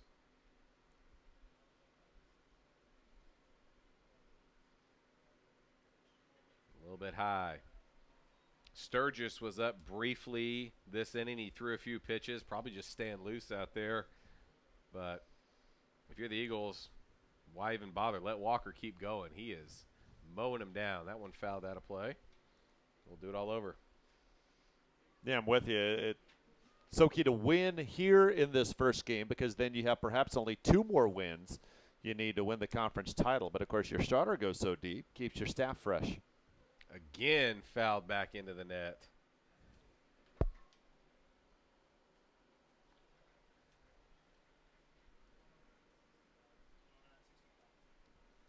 Walker, though, has thrown 109 pitches, 2 outs in the 7th, 65 of them for strikes. Well, you figure he's probably not going to turn around and pitch again in 2 days, so get your money's worth tonight. 110th pitch, swung on, fly ball, shallow center field. Jones, nice and easy. 3 up, 3 down, go the Shaps in the 7th inning. 6 outs away are the Eagles from a date with the Hilltoppers tomorrow afternoon. We'll be back with the top of the 8th on the Heartland Conference Broadcast Network after this.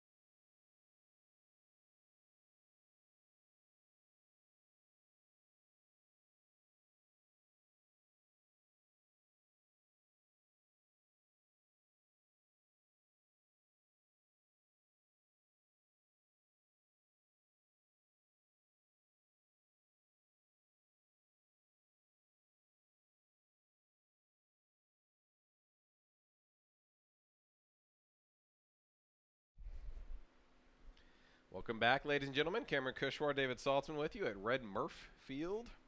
When I got the assignment for this game and I saw the name out there, the Murph is the sound my mother says her dogs make. A little muffled. They're wiener dogs. They like laying under blankets and stuff, and they'll bark, but it's very muffled. It's called a Murph. Pitches a strike to Jake Baxter. What other kind of weird stuff can we talk about tonight? We only got 2 innings to go. Not to take the honor away from Red Murphy, founded the Mary Hardin Baylor program. Of course, we're playing on their campus. Baxter, huge cut, misses. He's behind 0-2. And as a major league scout, helped some guy named Nolan Ryan sign his first professional contract. His career turned out to be okay. You know, whatever else you do as a scout, right there, you're gold. Even if he hadn't founded the Mary Hardin Baylor program, they still should have named this place after him just for doing that. Pitches upstairs to Baxter, 1-2. Just hit 10 o'clock here on the scoreboard out in right center field. 2-2. Baxter couldn't check his swing. Gets away from the catcher. They'll have to throw down, but no problem. And 1 out in the 8th inning. When you look at the stats, and of course things can always get strange at conference tournaments. Lubbock Christian, if they don't win this game. They have a deep enough staff to be able to get 4 consecutive wins to Sure. win the conference tournament. I don't know if Oklahoma Christian does. At least on the stat sheet, there's a big drop-off between Walker and the rest of those who have been regular starters. This ball is hit high and deep to right field, and it is out of here, but it is foul. Well, He just missed it, Kyle Lacey, just out in front. Let's make sure Kizo is okay. I was about to say that. I think as he leaped to try to make that catch, that his hand hit the foul pole, and how fortunate that ball. I mean, when it was hard to tell from here because it's not. This is not the brightest place with the lights on. I mean, it must have been barely foul to the right of that foul pole. Well, they got the nice tree behind it there, dark green backdrop against the yellow pole, so it was a good look from the umpires, and they signaled it immediately. Second pitch is on the outside corner for a strike, not coming anywhere near Kyle Lacey's kitchen right there. He has twice bounced back to the pitcher and flied out to right. Tried to stretch that outside corner again. Lacey not biting, 1-2.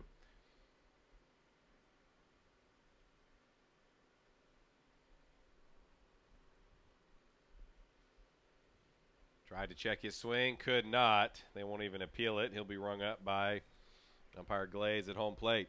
Eagles have not gotten a base knock since the third inning. They've only had 3 base runners since then, a couple of walks and an error. But they banked those 3 runs. Here is McKenzie. He walked in the 6th inning, was stranded at third base. Pitches outside, ball 1. Both bullpens just quiet at the moment, but they've had guys getting up for both sides. 1-0, 2-0. You're talking about the turnaround for the team that doesn't win this ball game. I mean, they got to eat tonight. They got to pack up, leave the ballpark, get to their hotel. You don't just immediately fall asleep, swung on and missed. Get up in the morning, get breakfast. I mean, that's a fast turnaround to come back here, and whichever pitching staff does it gets to face the slugging St. Mary's Rattlers. 2-1. Fouled off, 2-2.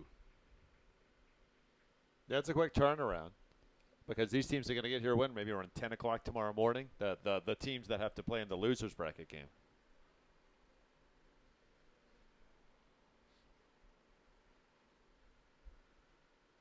I was thinking about making a Ned Flanders Simpsons reference there about the teams that don't win bracket tomorrow instead of the losers, but we've probably done enough messing around tonight. Sharply hit to third, smothered by Ricks. Throw over, not in time. Kicks away from the first baseman. We'll see how our officials score. I know how I'm going to call that one, but he's just taking his sweet time giving us an answer here, but okay, we're going to go with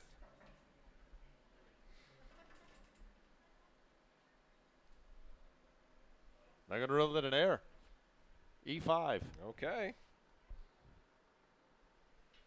Well, either way, runner at first base. 2 outs.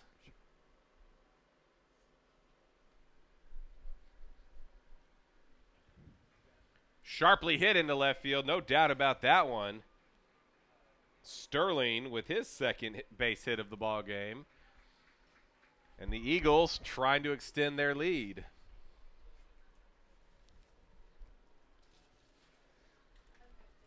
Two on, 2 out. Blanchette struck out the first 2 he faced. Now he's in trouble. Austin Orth comes up.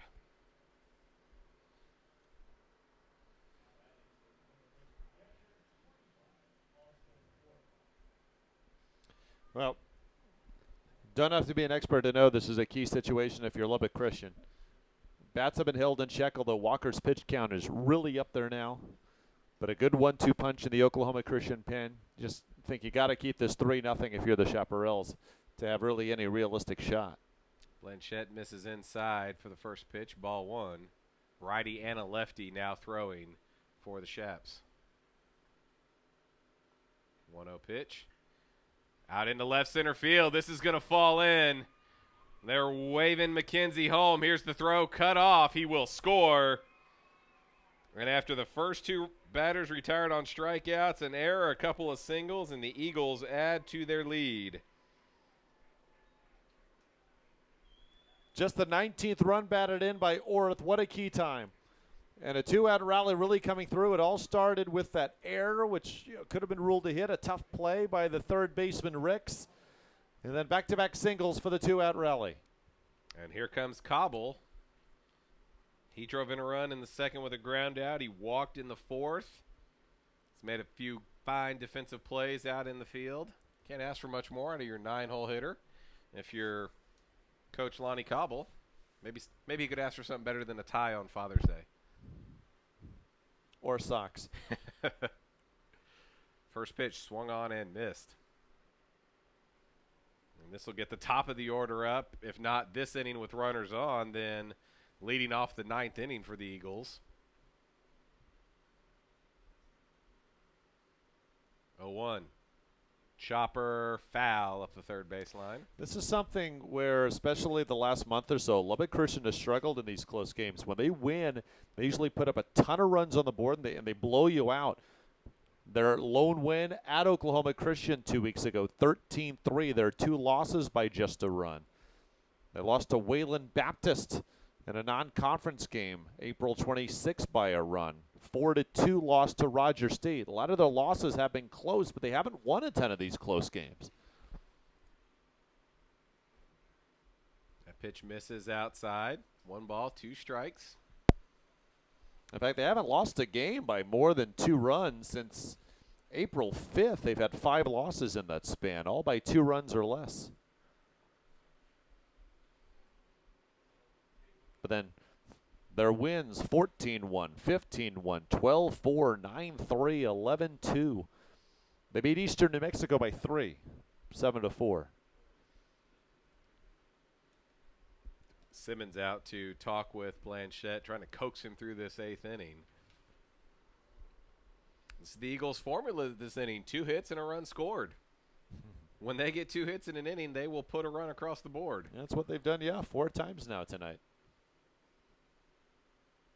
1-2. In on his thumbs, pop, shallow left center. Who wants it? Long run, and it'll be the center fielder Stewart putting it away. But the Eagles expand their lead. An unearned run, 2 hits, 1 error, 2 runners left on base. We go to the bottom of the 8th inning. Eagles 6 outs away from the winner's bracket. We'll be back on the Heartland Conference Broadcast Network.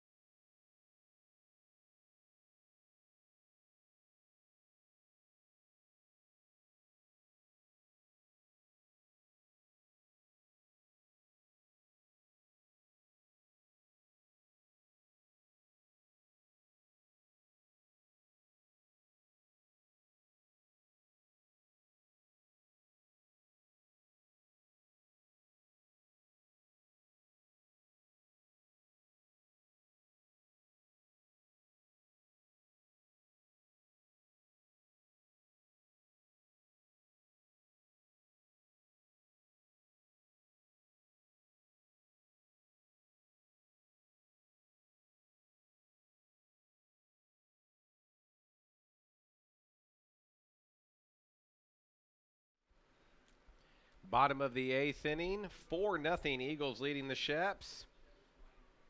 We said in the 6th it was a big inning, 3, 4, 5 spots due up for Lubbock Christian. They got the first 2 on and then did nothing with it, and they'll get the leadoff hitter on here, Brandon Ricks. Inside the third baseline, he's going to turn it into a hustle double. It wasn't terribly hardly hit kind of deflected off of Sterling's glove at third base. Ricks busting it all the way. Leadoff double. And now you've got Hunter McFall coming up, who hasn't been retired in this ball game. Oh, goodness. And let's see if Ricks is okay. Coach and trainer heading on out towards second base. He kind of had a half slide, half belly flop out at second. Yeah, he was walking gingerly, I think, on his right leg.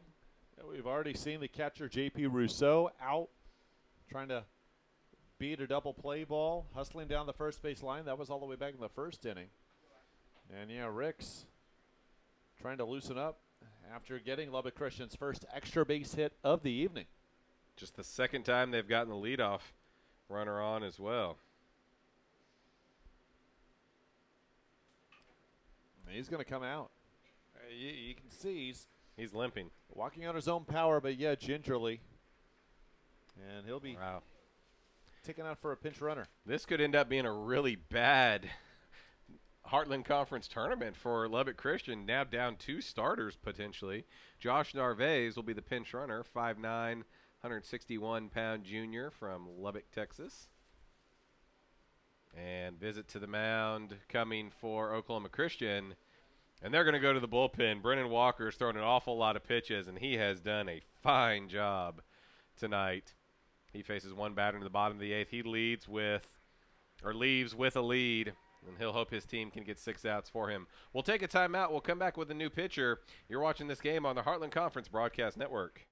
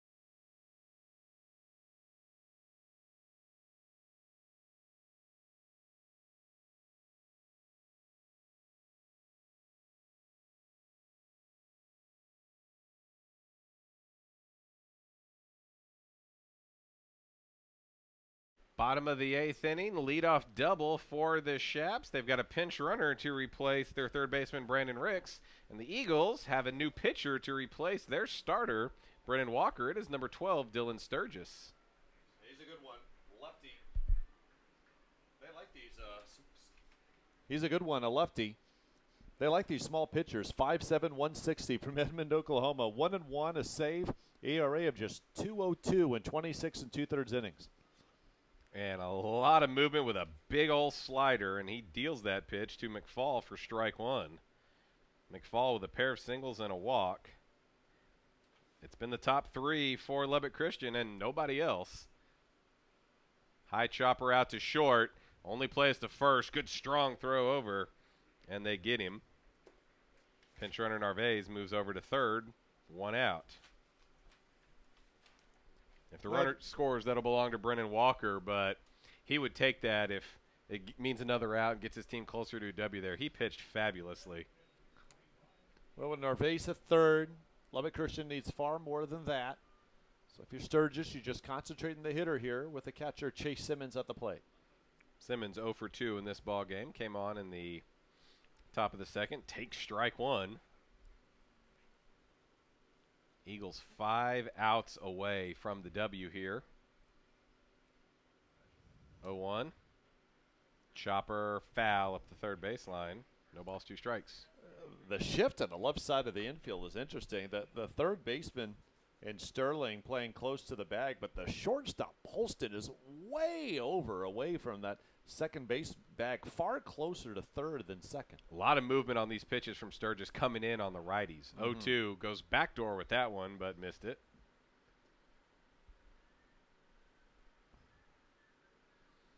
Sturgis also working very quickly. 1-2 to Simmons. Reaches out, pokes it foul. Out of play on the first base side. You just said it reaches out. That's the one thing that Lubbock Christian hitters are going to lament, especially if they don't come back and win this game. There's been far too much of the reaching out for these breaking pitches that have been well out of the zone. Yeah, they have not squared up a lot of offerings tonight. They are not hitting many balls hard. It's a simple game that way. You got to hit the ball hard. Don't reach for it. 1-2. Served out into right field. This is going to be trouble, and it is going to drop in for extra bases. Shaps are on the board. Simmons with a bloop double RBI. And we might have a ball game here. One run across the board. Well, he had to reach out, but not down. Yes. As the pitch did tag just about the outside part of the plate, but you have 2 strikes against you. You expand the zone. And all Simmons cares about it, he just wants to get the ball in play just to hope to keep the at-bat alive. Instead, he's able to sail it all the way to that right field corner. It's a great piece of hitting. Well, Robert Rosser was shaded over a few steps into right center field. He had a really long way to go. I don't know that he could have made that play. That was pretty well placed right down in the corner. First pitch up and into Reyes. He is 0 for 3. Well, all against Walker, not against Sturgis, but 5 through 9 in the Lubbock Christian order is a combined 0 for 15 tonight. That run will go against Brennan Walker. We can actually close the book on him. He is in line for the W in this game.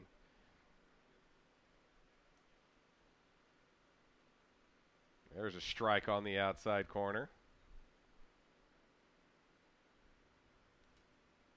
Sturgis just gets that ball, and he is immediately ready to go. Checks back at second. Bounced up there. Nice block by Orth.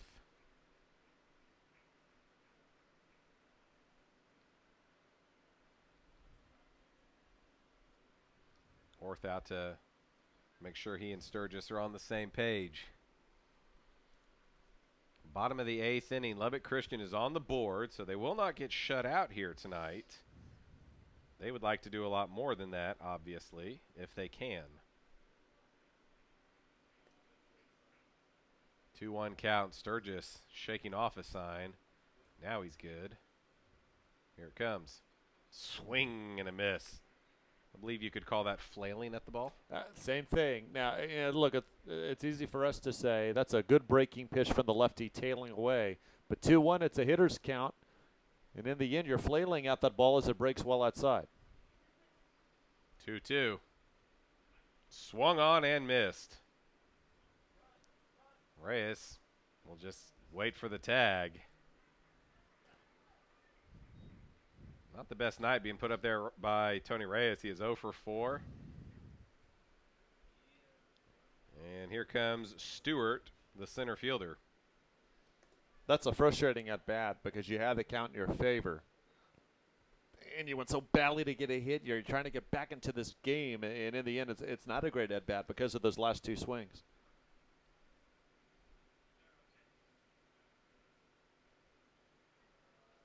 Strike 1 dealt into Stewart.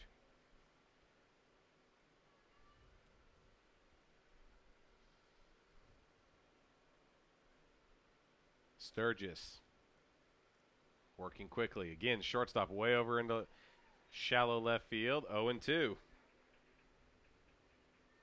We saw Sturgis come out of the gate throwing that nasty slider of his. He threw a bunch of them to McFall. Now he's mixing in that fastball. These hitters look very tentative standing in. Little chopper right back to the mound. Sturgis leaps, fields, fires over to first. And the Shaps get one back. The leadoff double comes home to roost. A run on 2 hits, no errors, a runner left.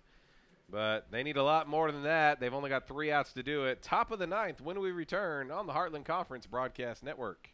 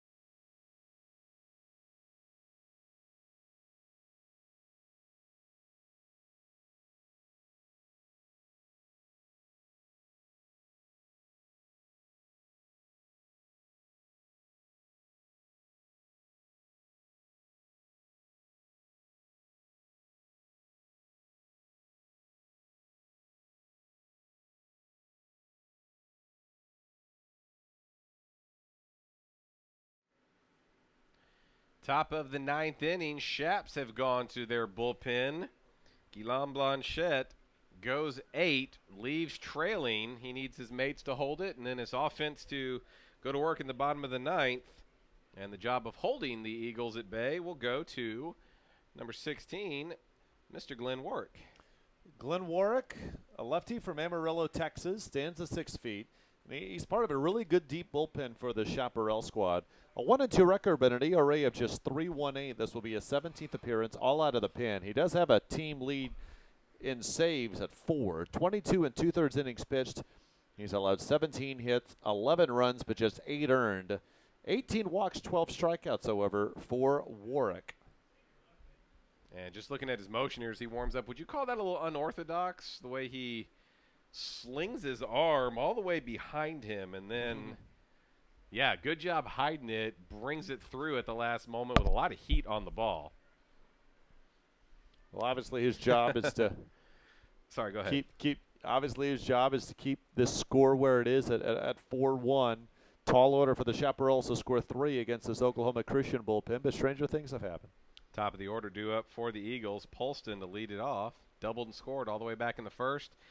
Big rip at that one. Comes up empty. Yeah, it's interesting because as he pulls back, his arm is almost parallel to the ground as he holds it back behind his back. Polston rifles this foul up the right field line. Of the many, many wonderful things about the game of baseball, all the different ways guys develop to pitch and to bat. It's one of my favorite things. 0-2. You know, NFL teams, they want their quarterbacks to stand tall and keep your elbow up and throw the same way, and there's, you know, better ways to shoot a basketball. You would never teach a kid to bat like Jeff Bagwell did, but it sure worked for him. Swung on and missed. Polston down on strikes. Yeah, Warwick bringing some heat as well with that funky delivery. It's a different look. Yeah, Blanchette will nibble at you. Tremendous location, won't overpower you with the fastball, and now you have Warwick with a better fastball. That's something these Eagle hitters are going to try to adjust to. Yeah, you got to speed up your bat after they've spent 8 innings trying to wait on pitches. Jones has a pair of singles, a run scored, and a run driven in. Takes ball 1 up there. Activity in the Eagles bullpen, pair of right-handers. This ball is shot out into right field, right in his tracks as Urquizo puts it away. We might be done with this game in 2.5 hours after our first one took nearly 4. Robert Rosser comes up 0 for 3 with a sacrifice bunt.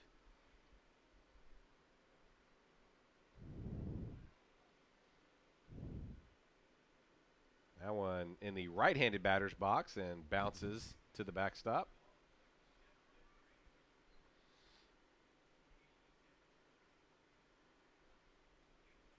Warwick ready out of the stretch. Here he comes. Pumps in a strike there, 1-1. Loser of this game gets a very quick turnaround, comes back to take on St. Mary's at noon. Winner gets a little more time to sleep in, takes on St. Edwards approximately 3:30. 2-1.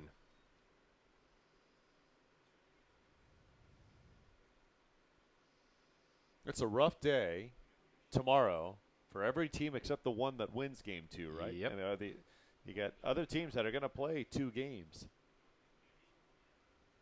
2-1 is a little bit low, 3-1.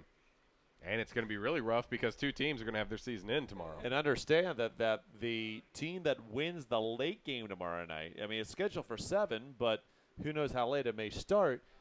They got to turn around and win 2 games the next day beginning at 1 o'clock. So it's a quick turnaround for whoever survives tomorrow from the loser's bracket. Count has gone full to Rosser.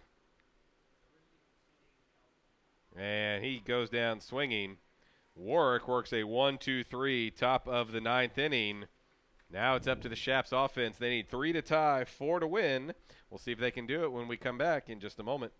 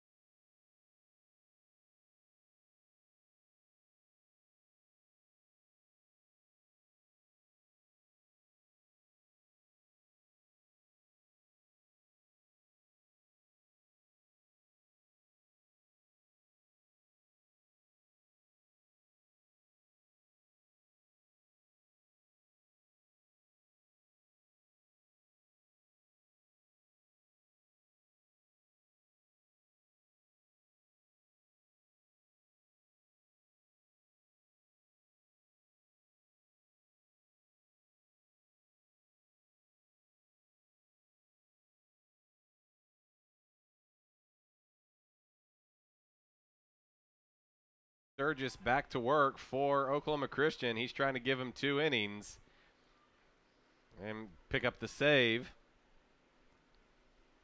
He will face 7, 8, 9 spots. Brett Wilhelm to lead it off, 0 for 3, as is everybody below the cleanup hitter.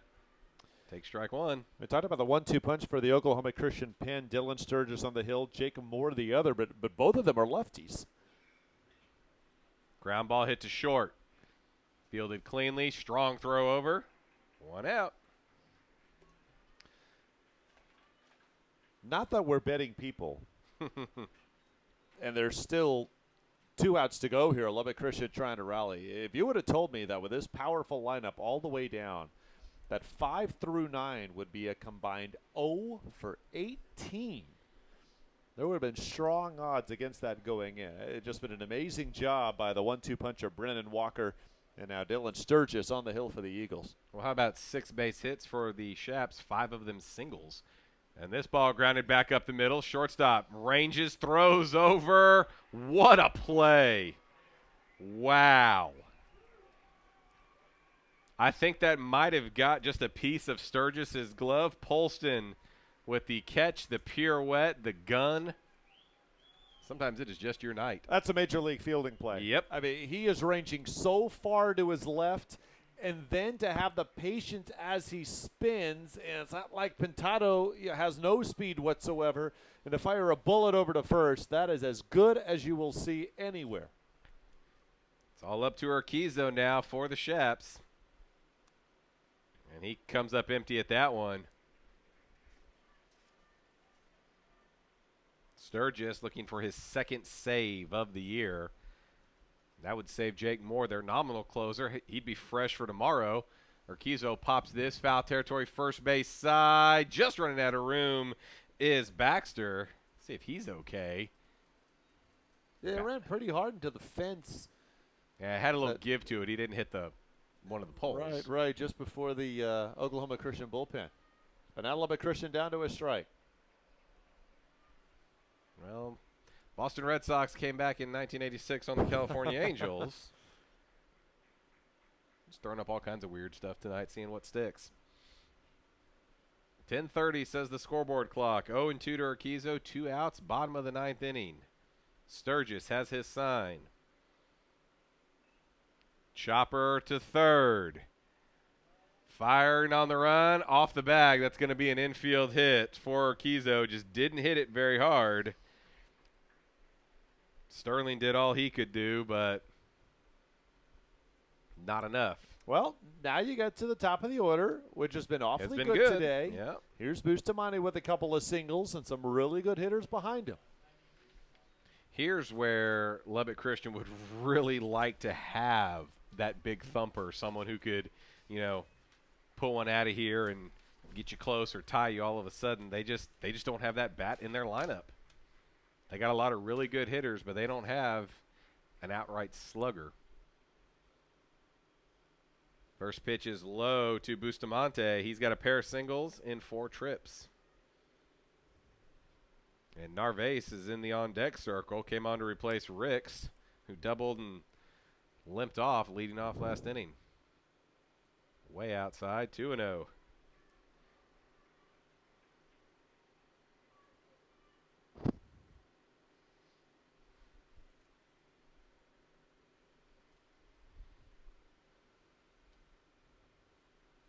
Pitch.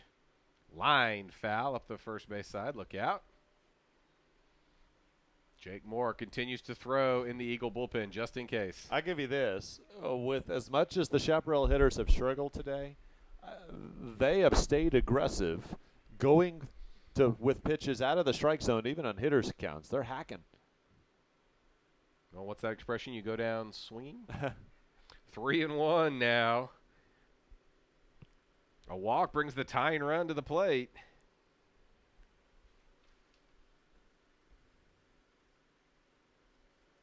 Three-one pitch. Strike 2 on the inside corner. Bustamante, not so sure.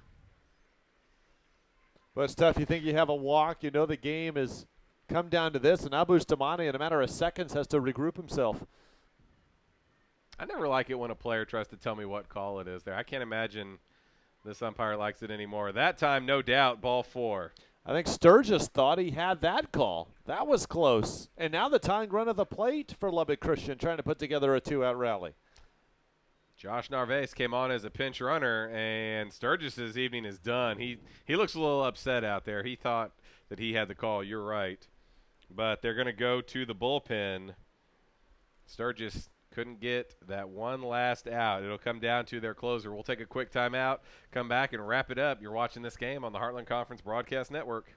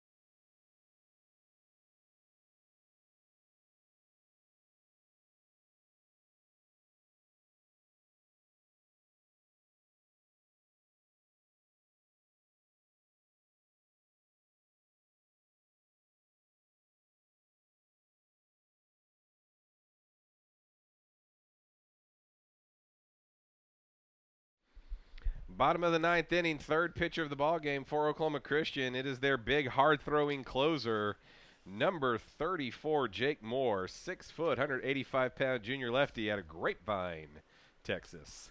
A 6-1, but a team-high 3 saves. This, of course, a save situation. An ERA of 1.64. He's about to make his 22nd appearance, all out of the bullpen. 33 innings pitched, just 17 hits allowed, and 12 walks, a whip of under 1. 10 runs allowed, 6 earned, 41 strikeouts in those 33 innings. Opponent just hitting 155 against him. Tying run at the plate, but it'll be the first time we'll see Josh Narvaez at the plate here tonight. Narvaez on the season, part-time duty. He's appeared in 37 games, but only started 8 of them, batting .258, 8 for 31. He's got a pair of doubles, no home runs, 6 runs batted in. But if he can reach base, Hunter McFall will get a crack at it. And strike one drops right in there. Both runners on base belong to Dylan Sturgis.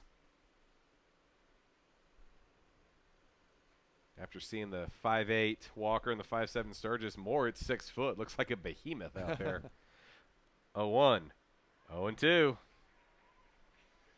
Eagles again, 1 strike away. They were 1 strike away when Urquizo dribbled out the single. These next 2 pitches shouldn't come anywhere close to the zone. Narvaez cold at the plate, his first at bat. He just swung at a pitch way low. I might give him a high fastball here. 0-2. Swung on and missed. I don't know that I was exceptionally high, but it got the job done. In the bottom of the 9th, the Shaps, no runs, a hit, no errors, 2 runners left on base. And Oklahoma Christian springs the upset on the first day of the Heartland Conference Baseball Tournament. The 3 seed downs the 2 by a count of 4-1. We can say about their aggressive base running and hitting earlier, but this was Brennan Walker's ball game. He was solid.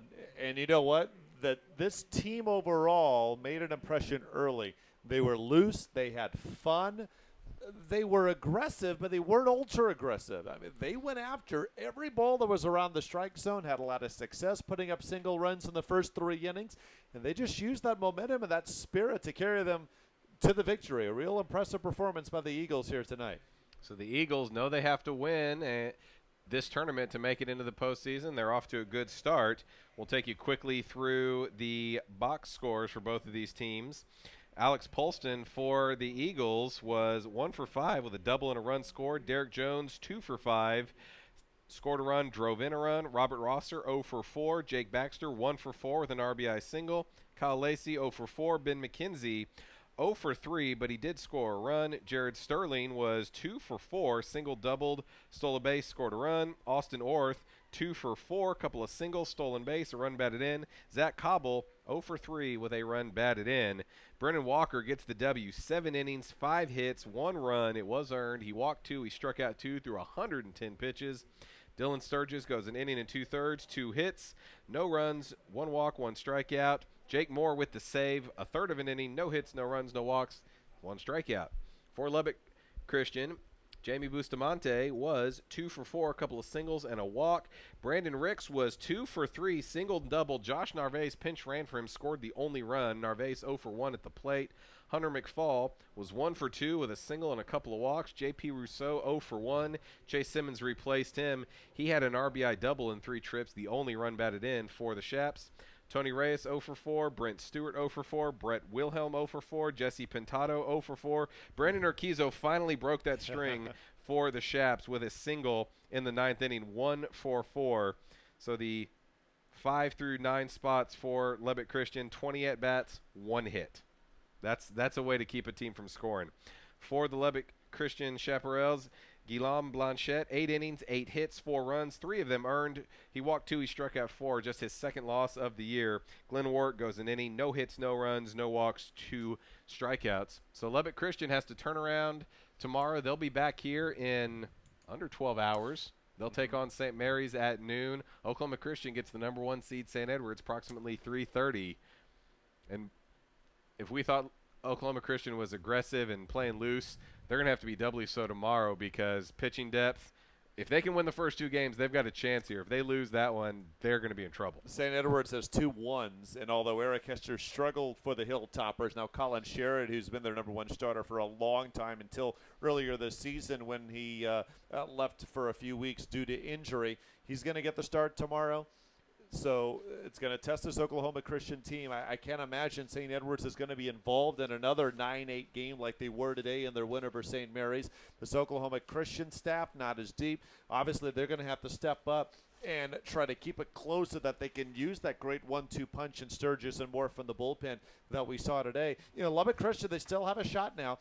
You go 2 and out, and you're going to be sweating out the selection show for the NCAA tournament. However, this pitching staff and team overall very well equipped to even go through the losers bracket. I would not be surprised at all if Lubbock Christian is still able to make it to Saturday with a couple of wins tomorrow, but obviously their back's against the wall.